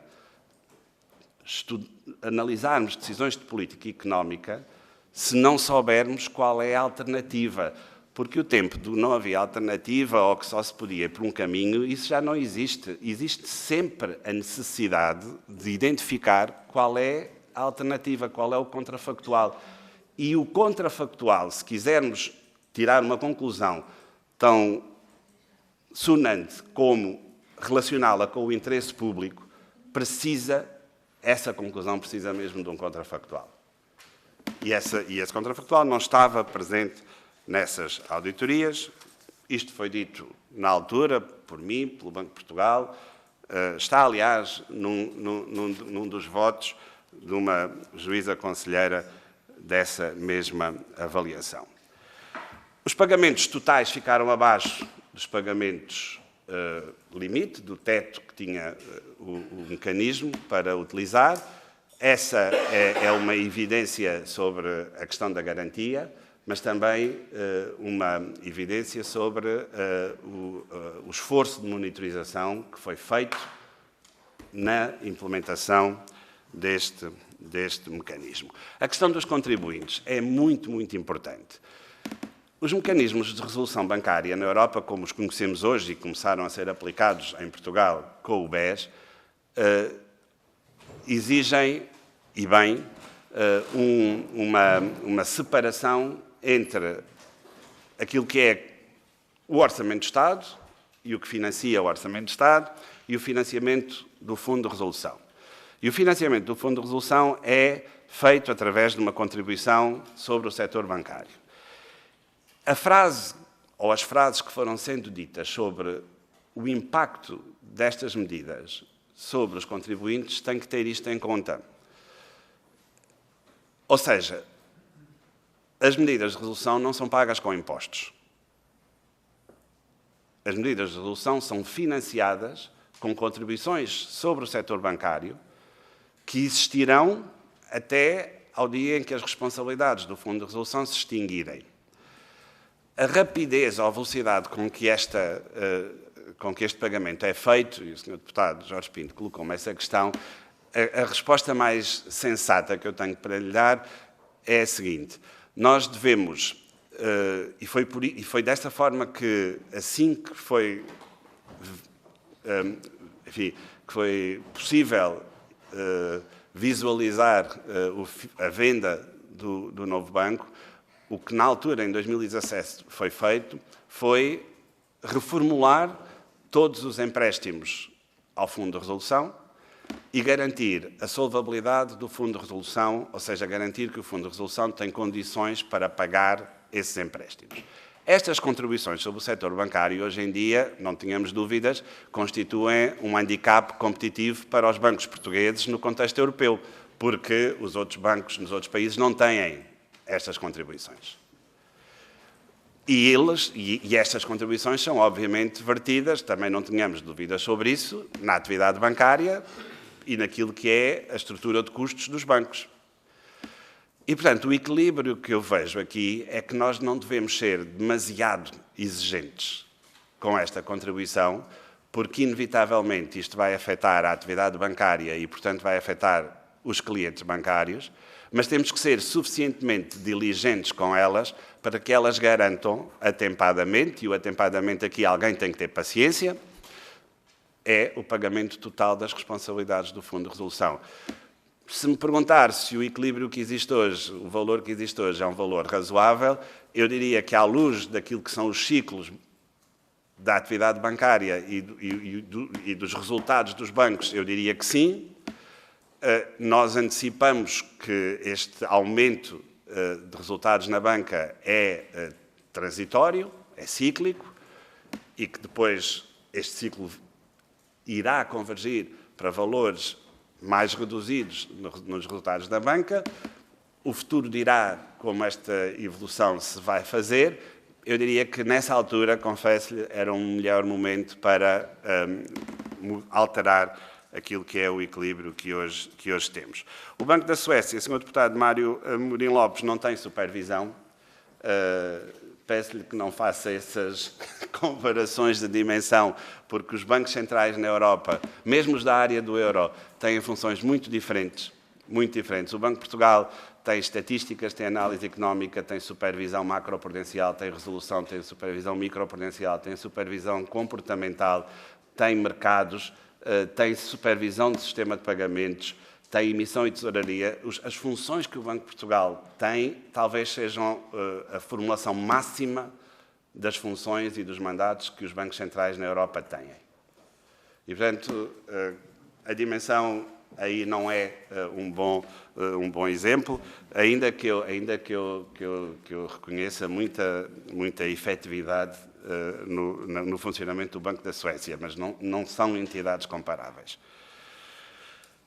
A questão do futuro, e a Sra. Deputada Paula Santos coloca-nos aqui algumas questões, enfim, sobre a questão do momento da nacionalização, ou se era fácil encontrar 1.000 milhões de euros em 2016, 2017 para pôr num banco na Europa e em particular em Portugal. Eu já respondi, Sra. Deputada, não era. Aquele montante era um montante muito significativo numa entidade com as características como o Novo Banco.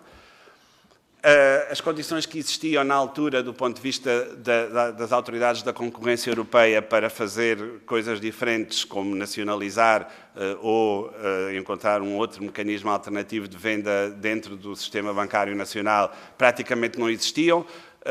Muitas entidades bancárias nacionais ainda estavam impedidas de participar em processos de aquisição porque tinham tido apoio estatal e tinham saído desse apoio estatal há pouco tempo.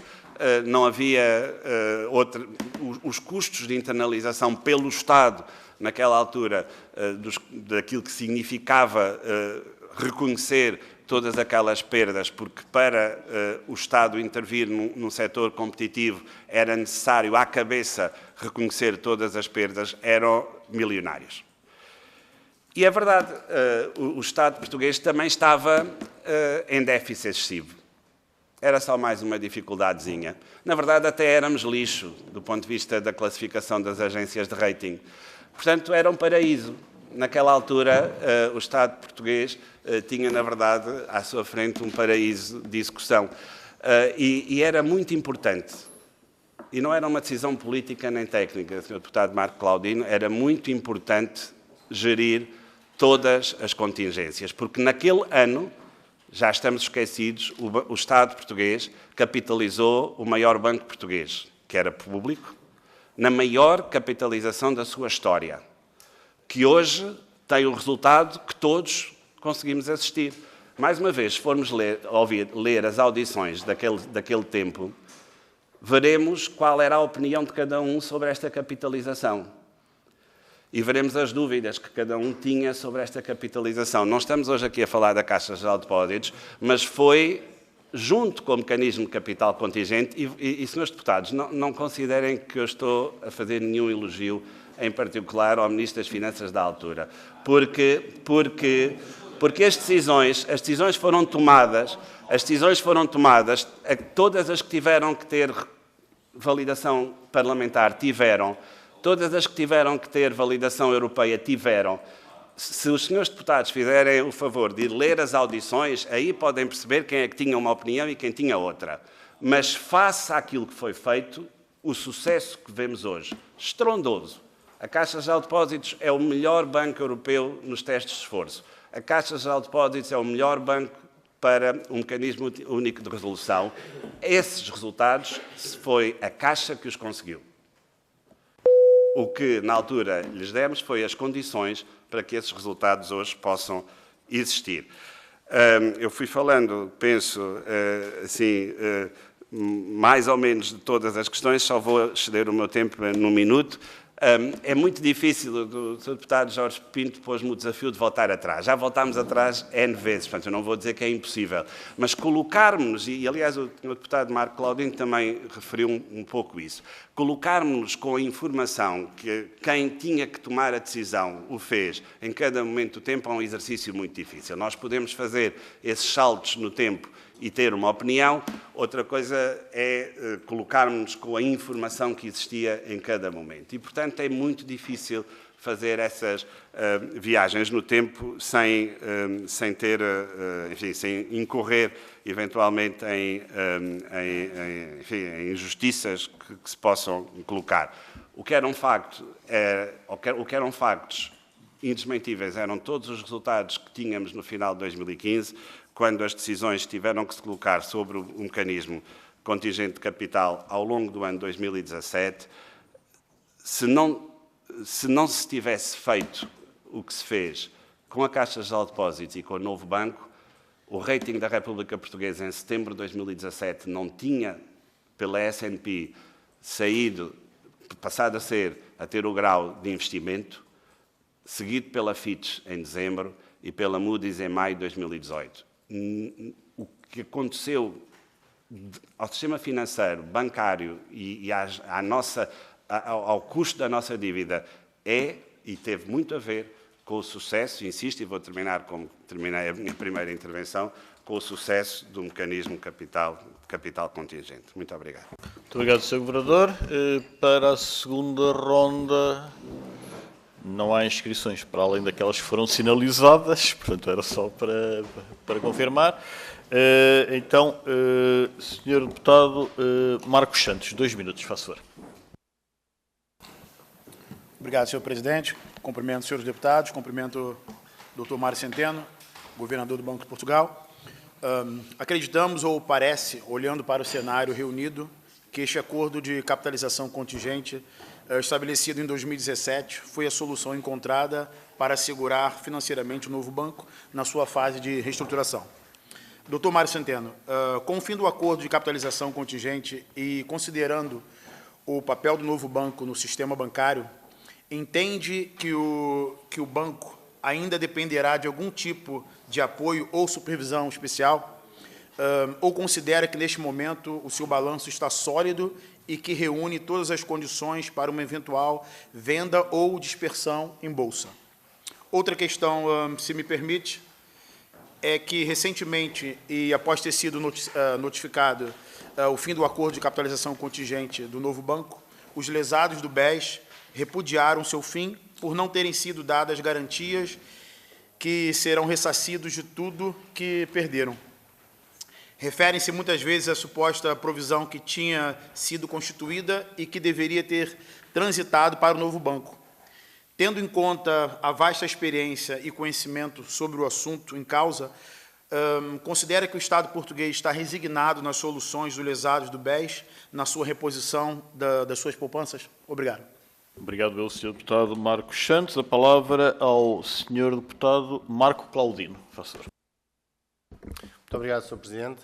Sr. Governador, quero muito sinceramente cumprimentá-lo, porque eu tinha dito que antecipava que iria ficar gorada das perspectivas do Partido Socialista, de que ia fazer aqui uma política de oposição, e eu creio que, à sua maneira, reconheceu que, ao contrário do que tinha dito enquanto Ministro das Finanças, que a resolução foi seguramente a solução possível na altura, face, e até fazendo apelo à procrastinação que há pouco referiu, face àquilo que eram os regulamentos jurídicos que estavam em vigor. E isso eu creio que é uma justiça avaliativa, retrospectiva, de acordo naturalmente com muitos anos depois, com a informação que agora tem, que importa dizê-lo, e é uma mudança de perspectiva que eu quero cumprimentá-lo. Como quero cumprimentar também ter dito que as contribuições de uma resolução são efetuadas pelas instituições bancárias. Foi exatamente isso que foi dito à época pelo governo anterior e que muitas vezes as pessoas quiseram contrariar. E, portanto, queria cumprimentá-lo pelas duas declarações que aqui fez hoje. Relativamente à questão dos riscos, eu há pouco o que lhe perguntei foi uma declaração do anterior Primeiro-Ministro, não foi sua, eu reconheço. Na altura, há pouco, o deputado Mário Mourinho Lopes falou no Centeno bom e no Centeno mau, diria que havia o Centeno mau e o Costa bom, porque o Dr. Mário Centeno assumia os riscos e o Dr. António Costa dizia que não havia riscos algum. Mas aí, só para também deixar claro essa situação. Queria só fazer-lhe uma questão que ficou até da anterior audição do seu vice-governador Luís Máximo dos Santos. Foi se esteve presente na deliberação que autorizou o Fundo de Resolução a celebrar este acordo, que pôs fim ao acordo de capitalização contingente, e se, de alguma forma, ponderou essa presença entrar em conflito de interesse pela participação anterior que teve no próprio desenho e execução do CCA. Muito obrigado. Muito obrigado eu, Sr. Deputado Marco Claudino. A palavra ao Sr. Deputado Miguel Costa Matos. Faça favor. Muito obrigado, Sr. Presidente. Se os factos que nós enunciámos e que não foram desmentidos são considerados um autoelogio, é porque, de facto, incomoda termos feito um bom trabalho, e ainda bem. Mas, infelizmente, foi aqui dito que a venda do novo banco já estava a ser politizada pelo PS. Convinha recordar que quem valorizou o contributo do então Ministro das Finanças, Mário Centeno, foi o então deputado e hoje Ministro da Presidência, António Leitão Amaro. E, portanto, eu gostava de pedir à mesa que enviasse a ata desta reunião ao gabinete do Sr. Ministro, porque, se calhar, de facto, ele pode não gostar de ser desmentido pelos seus companheiros de partido. Bom, mas propagandística é mesmo a tentativa de dizer que Passos Coelho disse que não a Salgado. É que está amplamente demonstrado. Passos Coelho disse que sim a Salgado quando permitiu que o BES não recebesse a capitalização da Troika, evitando assim escrutínio. Passos Coelho disse que sim a Ricardo Salgado quando garantiu em declarações públicas a solidez do BES. E, no final de contas, não foi mesmo Passos Coelho que tirou o tapete a Ricardo Salgado. Foi o BCE que pediu a devolução de 11 mil milhões de euros do ELA, da assistência de liquidez de emergência. Haja seriedade intelectual. É muito importante. E é preciso lata para a pessoa que pessoalmente criou o regime de ativos por impostos referidos vir queixar-se desse mesmo regime aqui nesta Comissão. Eu creio que no direito isso chama-se venire contra factum próprio. Mas, pronto.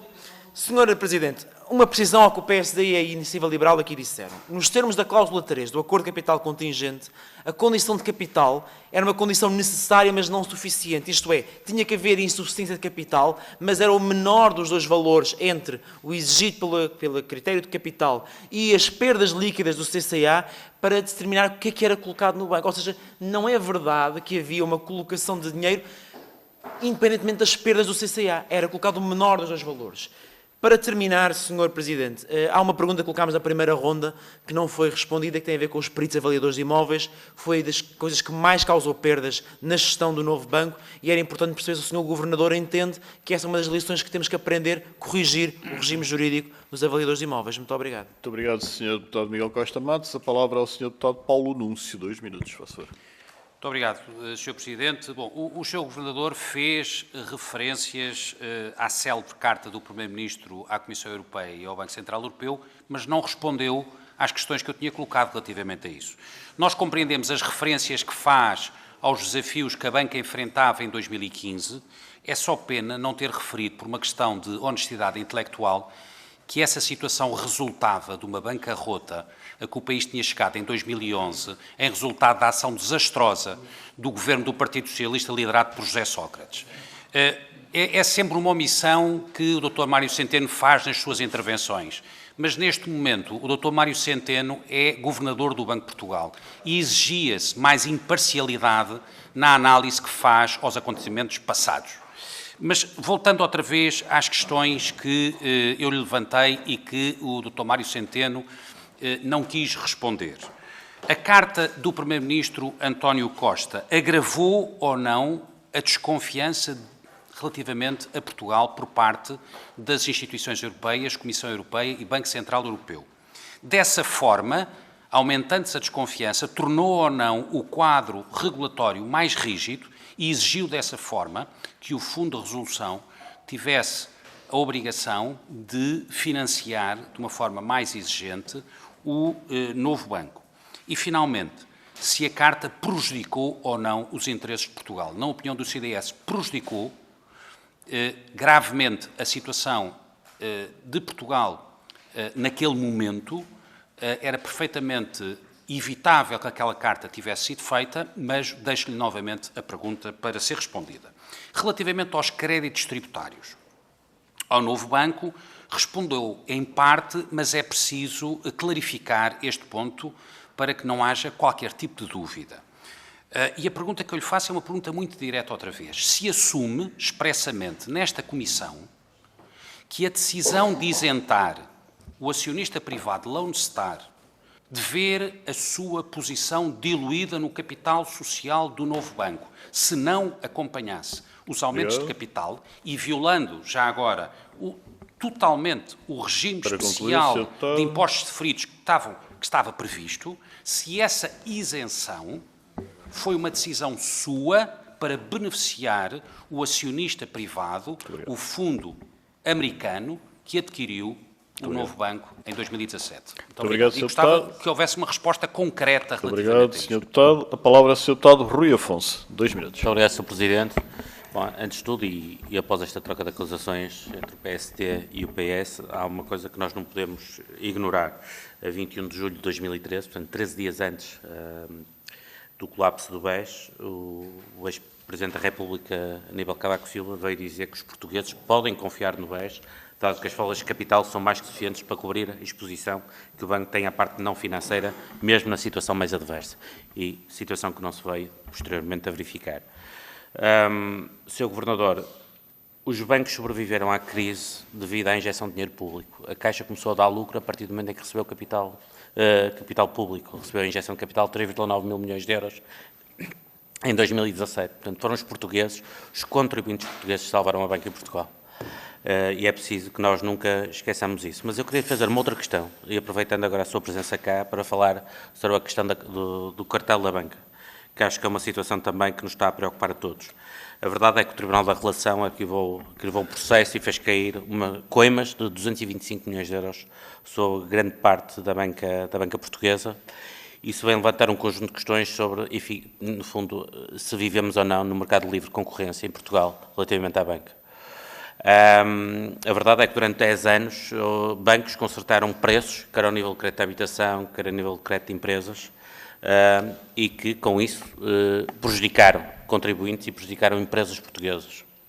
E eu queria perguntar, Sr. Governador, se relativamente a esta matéria, o Banco de Portugal, eu sei que é uma matéria que está, enfim, no âmbito da Autoridade da Concorrência, mas eu queria perguntar, enquanto supervisor, se o Banco de Portugal irá ter algum cuidado acrescido relativamente a esta questão. Isto porquê? Porque os bancos sobrevivem de duas formas. Sobrevivem através da chamada intermediação financeira ou através da chamada prestação de serviços, que são as comissões. A verdade é que numa altura em que a intermediação financeira estava pelas horas da morte, em que as taxas estavam negativas, os bancos socorreram-se muito do comissionamento. Numa altura em que a intermediação financeira começou a gerar mais lucros, o comissionamento, portanto, não regrediu na mesma proporção. e é importante que nós percebamos até que ponto é que os bancos não estarão concertados para ter estes lucros astronómicos e, efetivamente, quer os contribuintes, quer as empresas serem prejudicadas com isso. Muito obrigado. Muito obrigado, Sr. Deputado. Eu recordo que, relativamente a esse teor, temos já aprovadas audições e não no âmbito deste requerimento. Sr. Deputado António Mendonça Mendes, 2 minutos, faça favor. Obrigado, Sr. Presidente. Obrigado, Sr. Governador, pelos esclarecimentos que tem vindo a dar. O PS requereu estas audições porque, ao fim de um período turbulento do sistema financeiro, finalmente podemos respirar e podemos pensar no futuro. Mas aquilo que nós temos vindo ao longo destas audições, e esta não é exceção, é que o PSD e o CDS não têm nenhum interesse relativamente a discussões sérias sobre o setor bancário e estão apenas interessados em fazer ajustes de contas. Senhores deputados, nós estivemos por esta ordem BPN, BPP, BES, BANIF, Caixa Geral de Depósitos. E nós também sabemos aquilo que têm sido as posições tanto do CDS como do PSD. O CDS, aliás, antes de se tornar nos verdes do PSD, tinha uma ministra que assinou a resolução do Banco Espírito Santo na praia. E, quanto ao PSD, eu queria aqui relembrar as afirmações da antiga Ministra das Finanças e atual Comissária Europeia e, na altura, Vice-Presidente do PSD, sobre a capitalização da Caixa Geral de Depósitos, e dizia assim, e era esta a posição do PSD: a Caixa Geral de Depósitos não precisava de um aumento de capital desta ordem, a recapitalização da Caixa é um manifesto exagero e mostra a forma leviana como o Governo trata o dinheiro dos contribuintes.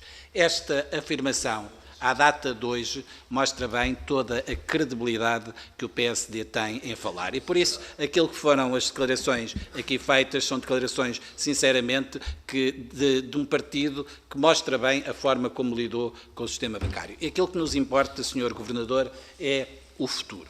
E o futuro é, com a venda do novo banco, depois de ter sido falhada em 2015, em véspera de eleições legislativas, como é que agora, num processo em que o novo banco teve a sua recuperação, como é que se pode posicionar a venda do novo banco, designadamente no quadro de, dentro do sistema bancário nacional, poder existir novas concentrações, designadamente se a Caixa Geral de Depósitos pode ou não ser um bom acionista para o novo banco. Muito obrigado. Muito obrigado, Sr. Deputado. Aliás, Srs. Deputados, para concluirmos esta audição, e disporá até 12 minutos, Sr. Governador, permite que vamos concluir às 13 horas em ponto. Faço. Muito obrigado, Sr. Presidente. Muito obrigado, Srs. Deputados. Sr. Deputado Marcos Santos, o novo banco tem um contexto regulatório e de supervisão idêntico a todas as outras entidades bancárias. Ela é uma entidade sistémica e, portanto, a sua supervisão é feita a partir do Banco Central Europeu, do Mecanismo Único de Supervisão. Como eu disse, enfim, as equipas de supervisão também incluem o Banco de Portugal, e a supervisão do novo banco pode e permite hoje dizer que as condições de operação do novo banco são idênticas às do restante sistema bancário.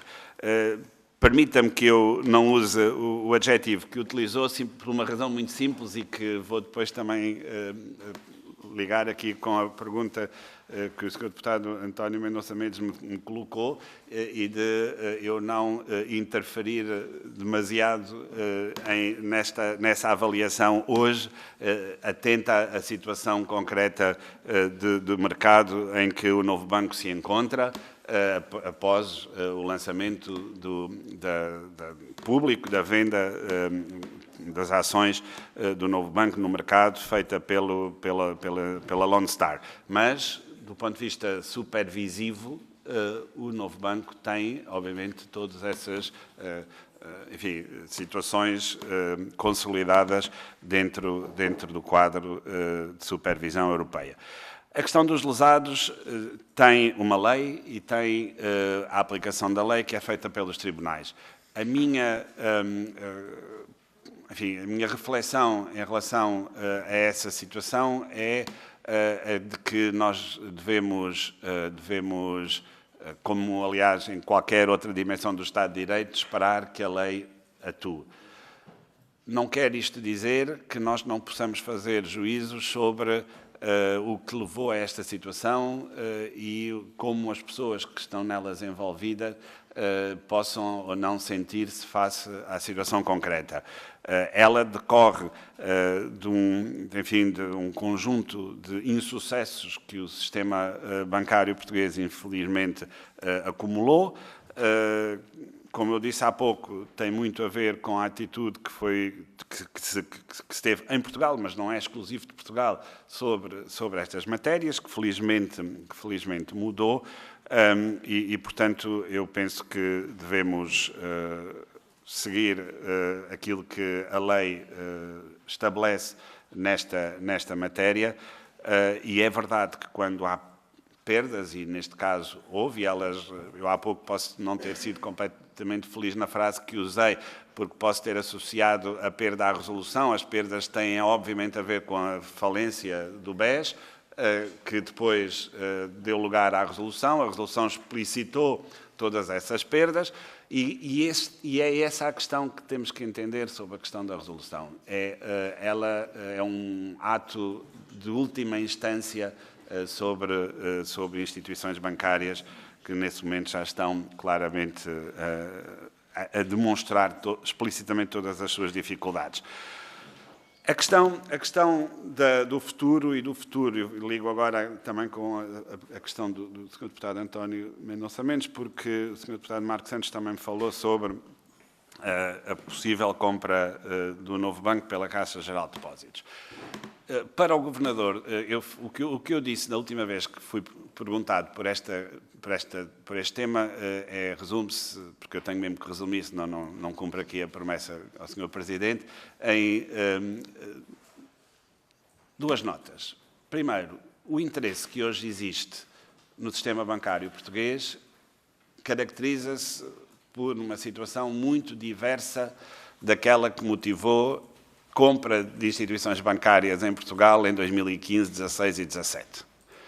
A banca hoje tem indicadores que não têm comparação nenhuma com os dessa data. E essa situação resulta, tal como disse o Sr. Deputado Mendonça Mendes, daquilo que foi a intervenção das políticas que foram implementadas para o setor financeiro e que resultaram numa banca saudável. A Caixa Geral de Depósitos teve, de facto, uma injeção de capital que foi aquela que colocou a Caixa pela primeira vez em décadas, porque tínhamos-nos habituado a que a Caixa podia ser um banco sem capital, com capital, mas a verdade é que, menos de 10 anos envolvidos, a Caixa em dividendos já devolveu ao Estado, aos contribuintes, toda a injeção de capital que lá foi feita. E isso é o resultado e a identificação do sucesso. Em relação ao novo banco, o que o supervisor pretende é que o novo banco, na função que tem no sistema bancário nacional, continue a desempenhá-lo, continue a ser uma instituição estável, capaz de responder aos desafios da economia e da sociedade portuguesa. A consolidação não é determinada pelas autoridades, quaisquer que elas sejam, é uma decisão do mercado. O que as autoridades e as da concorrência operarão quando tiverem que operar e as bancárias quando tiverem que operar são decisões no âmbito da concorrência, portanto, questões de competitividade e riscos sistémicos, como, aliás, eu referi da última vez que me pronunciei sobre esta matéria. E o Banco de Portugal terá que estar atento ao plano de negócios decorrente da venda e às suas consequências sistémicas. Que eu gostaria de ter mais bancos cotados na Bolsa, gostava. Porque falamos muito do mercado de capitais, mas depois, quando se apresenta o mercado de capitais, ficamos às vezes com receio. Que vivemos na União Bancária, e eu como Governador do Banco de Portugal, até pelo meu passado, aí sim, em termos europeus, muito claro, eu acho que a União Bancária existe para um propósito, ela serve muito bem os interesses da banca em Portugal e as regras que seguimos cá são as regras da União Bancária e são essas que nós devemos pôr acima de todas as nossas vontades. A questão do conflito de interesses que o Sr. Deputado Marco Claudino me coloca é, confesso, uma questão estranha, porque não basta referir conflito de interesses. Desculpa? Porque se o Sr. Deputado elaborasse mais sobre o que é que podia haver de conflito de interesses nesta minha atuação, eu poderia responder. Eu posso lhe ler a Lei Orgânica do Governo e a Lei Orgânica do Banco de Portugal. Estamos a falar de duas entidades públicas que funcionam pelo interesse público. Não consigo antecipar nenhuma vocação de conflito entre interesses públicos. Eu participei, para responder à sua pergunta. O fecho do mecanismo foi negociado entre o Fundo de Resolução e o Estado, por um lado, e o Novo Banco / Lone Star por outro. Eu não estive em nenhuma reunião. Aquilo que o Conselho de Administração do Banco de Portugal procurou em todos os momentos, enquanto autoridade de resolução, foi que todas as garantias que estavam no acordo contingente de capital não fossem diminuídas, e isso aconteceu. Em cima disso, a negociação teve outros benefícios para o Estado e por via do Fundo de Resolução, como, por exemplo, o fecho, a conclusão dos litígios, mais uma vantagem imediata de uma decisão que já estava tomada em arbitragem e, portanto, é no domínio e na esfera pública que eu tenho atuado, não vejo aqui nenhuma dificuldade. E agora, a questão dos avaliadores de imóveis. Eu, enfim, não abordei de facto essa pergunta, Sr. Deputado Miguel Costa Gomes. Ela envolve um supervisor que não é o Banco de Portugal e, portanto, estou aqui com algumas restrições adicionais, ainda que seja Presidente do Conselho Nacional de Supervisores Financeiros. Não abordei isto com o Sr. Presidente da CMVM recentemente e, portanto, eu acredito que nós tínhamos sempre que olhar para estas questões e olhar para a história e aprender, mas eu não lhe consigo dar uma resposta nesta qualidade, e já estou aqui em tantas qualidades, vai-me permitir que eu não me meta nesta. Sr. Deputado Paulo Núncio, a carta. A carta, numa frase, foi o fim da procrastinação. A carta foi o assumir perante as autoridades europeias que tinham que estar com o governo português nas decisões dificílimas que tinham que ser tomadas nos meses seguintes, e foi um reconhecimento perante essas autoridades de que o governo português tinha noção das dificuldades que o sistema enfrentava e exigia dessas autoridades que nos acompanhassem nas decisões que tinham que ser tomadas. Porque, como o Sr. Deputado sabe, a vontade nacional é expressa pelo Governo, mas o quadro regulamentar em que nos movimentamos na Europa não depende apenas da vontade dos governos. E bem, e se nós tentássemos escolher um caminho que tínhamos claro na nossa cabeça, mas não tivéssemos o reconhecimento desse mesmo caminho por estas entidades, não se iria conseguir. Lembro apenas um ponto. A capitalização da Caixa Geral de Depósitos, que era controversa internamente no país, como basta ler as opiniões da altura, e era controversa na União Europeia, porque o acordo que obtivemos com a Comissão Europeia para a capitalização da Caixa Geral de Depósitos foi o primeiro acordo que foi conseguido de uma capitalização dentro das ajudas de Estado, mas sem ser considerada ajuda de Estado.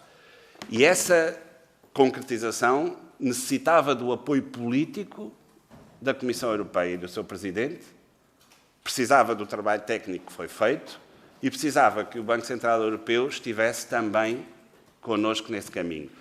Nesse dia, com essa carta, acabou a procrastinação e o que nós conseguimos foi que nos puséssemos ao lado daqueles que tinham que decidir connosco. Não houve nenhum agravamento de custos, não houve nenhum impacto dessa natureza. Aliás, antes pelo contrário, porque na verdade o que aconteceu foi que o caminho que seguimos a partir daí foi um caminho de redução das taxas de juros que Portugal pagava, das condições financeiras, do sucesso que hoje aqui marcamos com o mecanismo de capital contingente.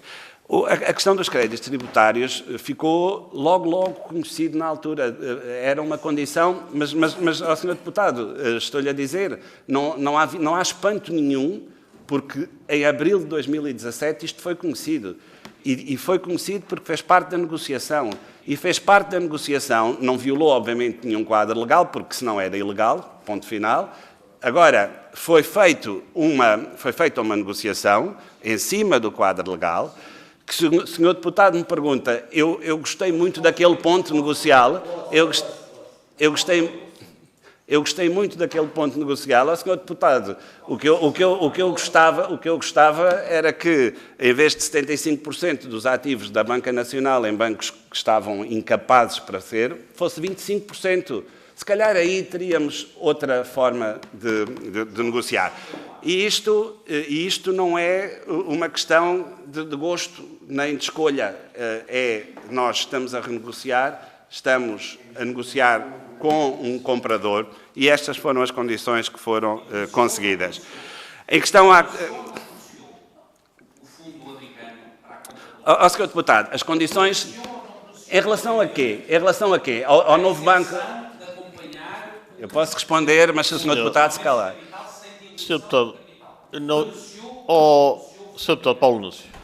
A negociação beneficiou os portugueses, beneficiou os depósitos dos portugueses que estavam em causa, beneficiou o Fundo de Resolução que estava insolvente e que tinha que devolver... Sr. Deputado Paulo Núncio, eu não lhe dei a palavra. O Sr. Deputado bem sabe que, não tendo o microfone ligado, é imperceptível para quem nos segue e, portanto, está apenas... Pronto. Eu já respondi. Quem beneficiou com esta decisão, e agora vai-me deixar falar, e depois acabamos este ponto. Quem beneficiou com esta decisão foram os portugueses, os depositantes no novo banco, que não tiveram que responder com os seus depósitos se, chegados a agosto de 2017, o banco não tivesse sido vendido. Se o Sr. Deputado me diz se o banco fosse outro, a negociação era outra e os benefícios de A ou B eram diferentes, completamente de acordo. Mas o banco era aquele e aquelas eram as condições que existia para negociar. O Sr. Deputado, que também tinha responsabilidades governativas na altura, talvez pudesse, nesse momento, ter conseguido criar outras condições para que o novo banco não chegasse naquela condição. Em relação à questão da concorrência, 30 segundos... E para concluir, Sr. 30 segundos só para referir a importância que a concorrência tem no mercado. Isto tem a ver com uma pergunta do deputado Rui Afonso, e da importância que tem a supervisão comportamental nos bancos hoje em dia. A supervisão comportamental, na verdade, tem como função olhar para o outro lado do mercado, ou seja, para os clientes e para a relação dos bancos com os clientes. Todos os anos há milhões e milhões de euros de juros cobrados em excesso que a supervisão comportamental detecta na sua função habitual de supervisão bancária e são devolvidos aos clientes. Todos os anúncios, toda a publicidade, a questão dos lesados teve muito a ver com publicidade, porventura enganosa. Há autoridades que têm que determinar isso. Mas hoje a supervisão atua de forma muito ativa, não há um único anúncio bancário que não tenha que passar pelo crivo da supervisão comportamental. Portanto, o mundo nessa dimensão hoje é muito diferente e ainda bem que é assim. Obrigado. Muito obrigado, Sr. Governador. Senhoras e senhores deputados, agradecer as questões colocadas. Recordar que temos reunião às 15 horas. Muito obrigado. Está encerrada esta audição.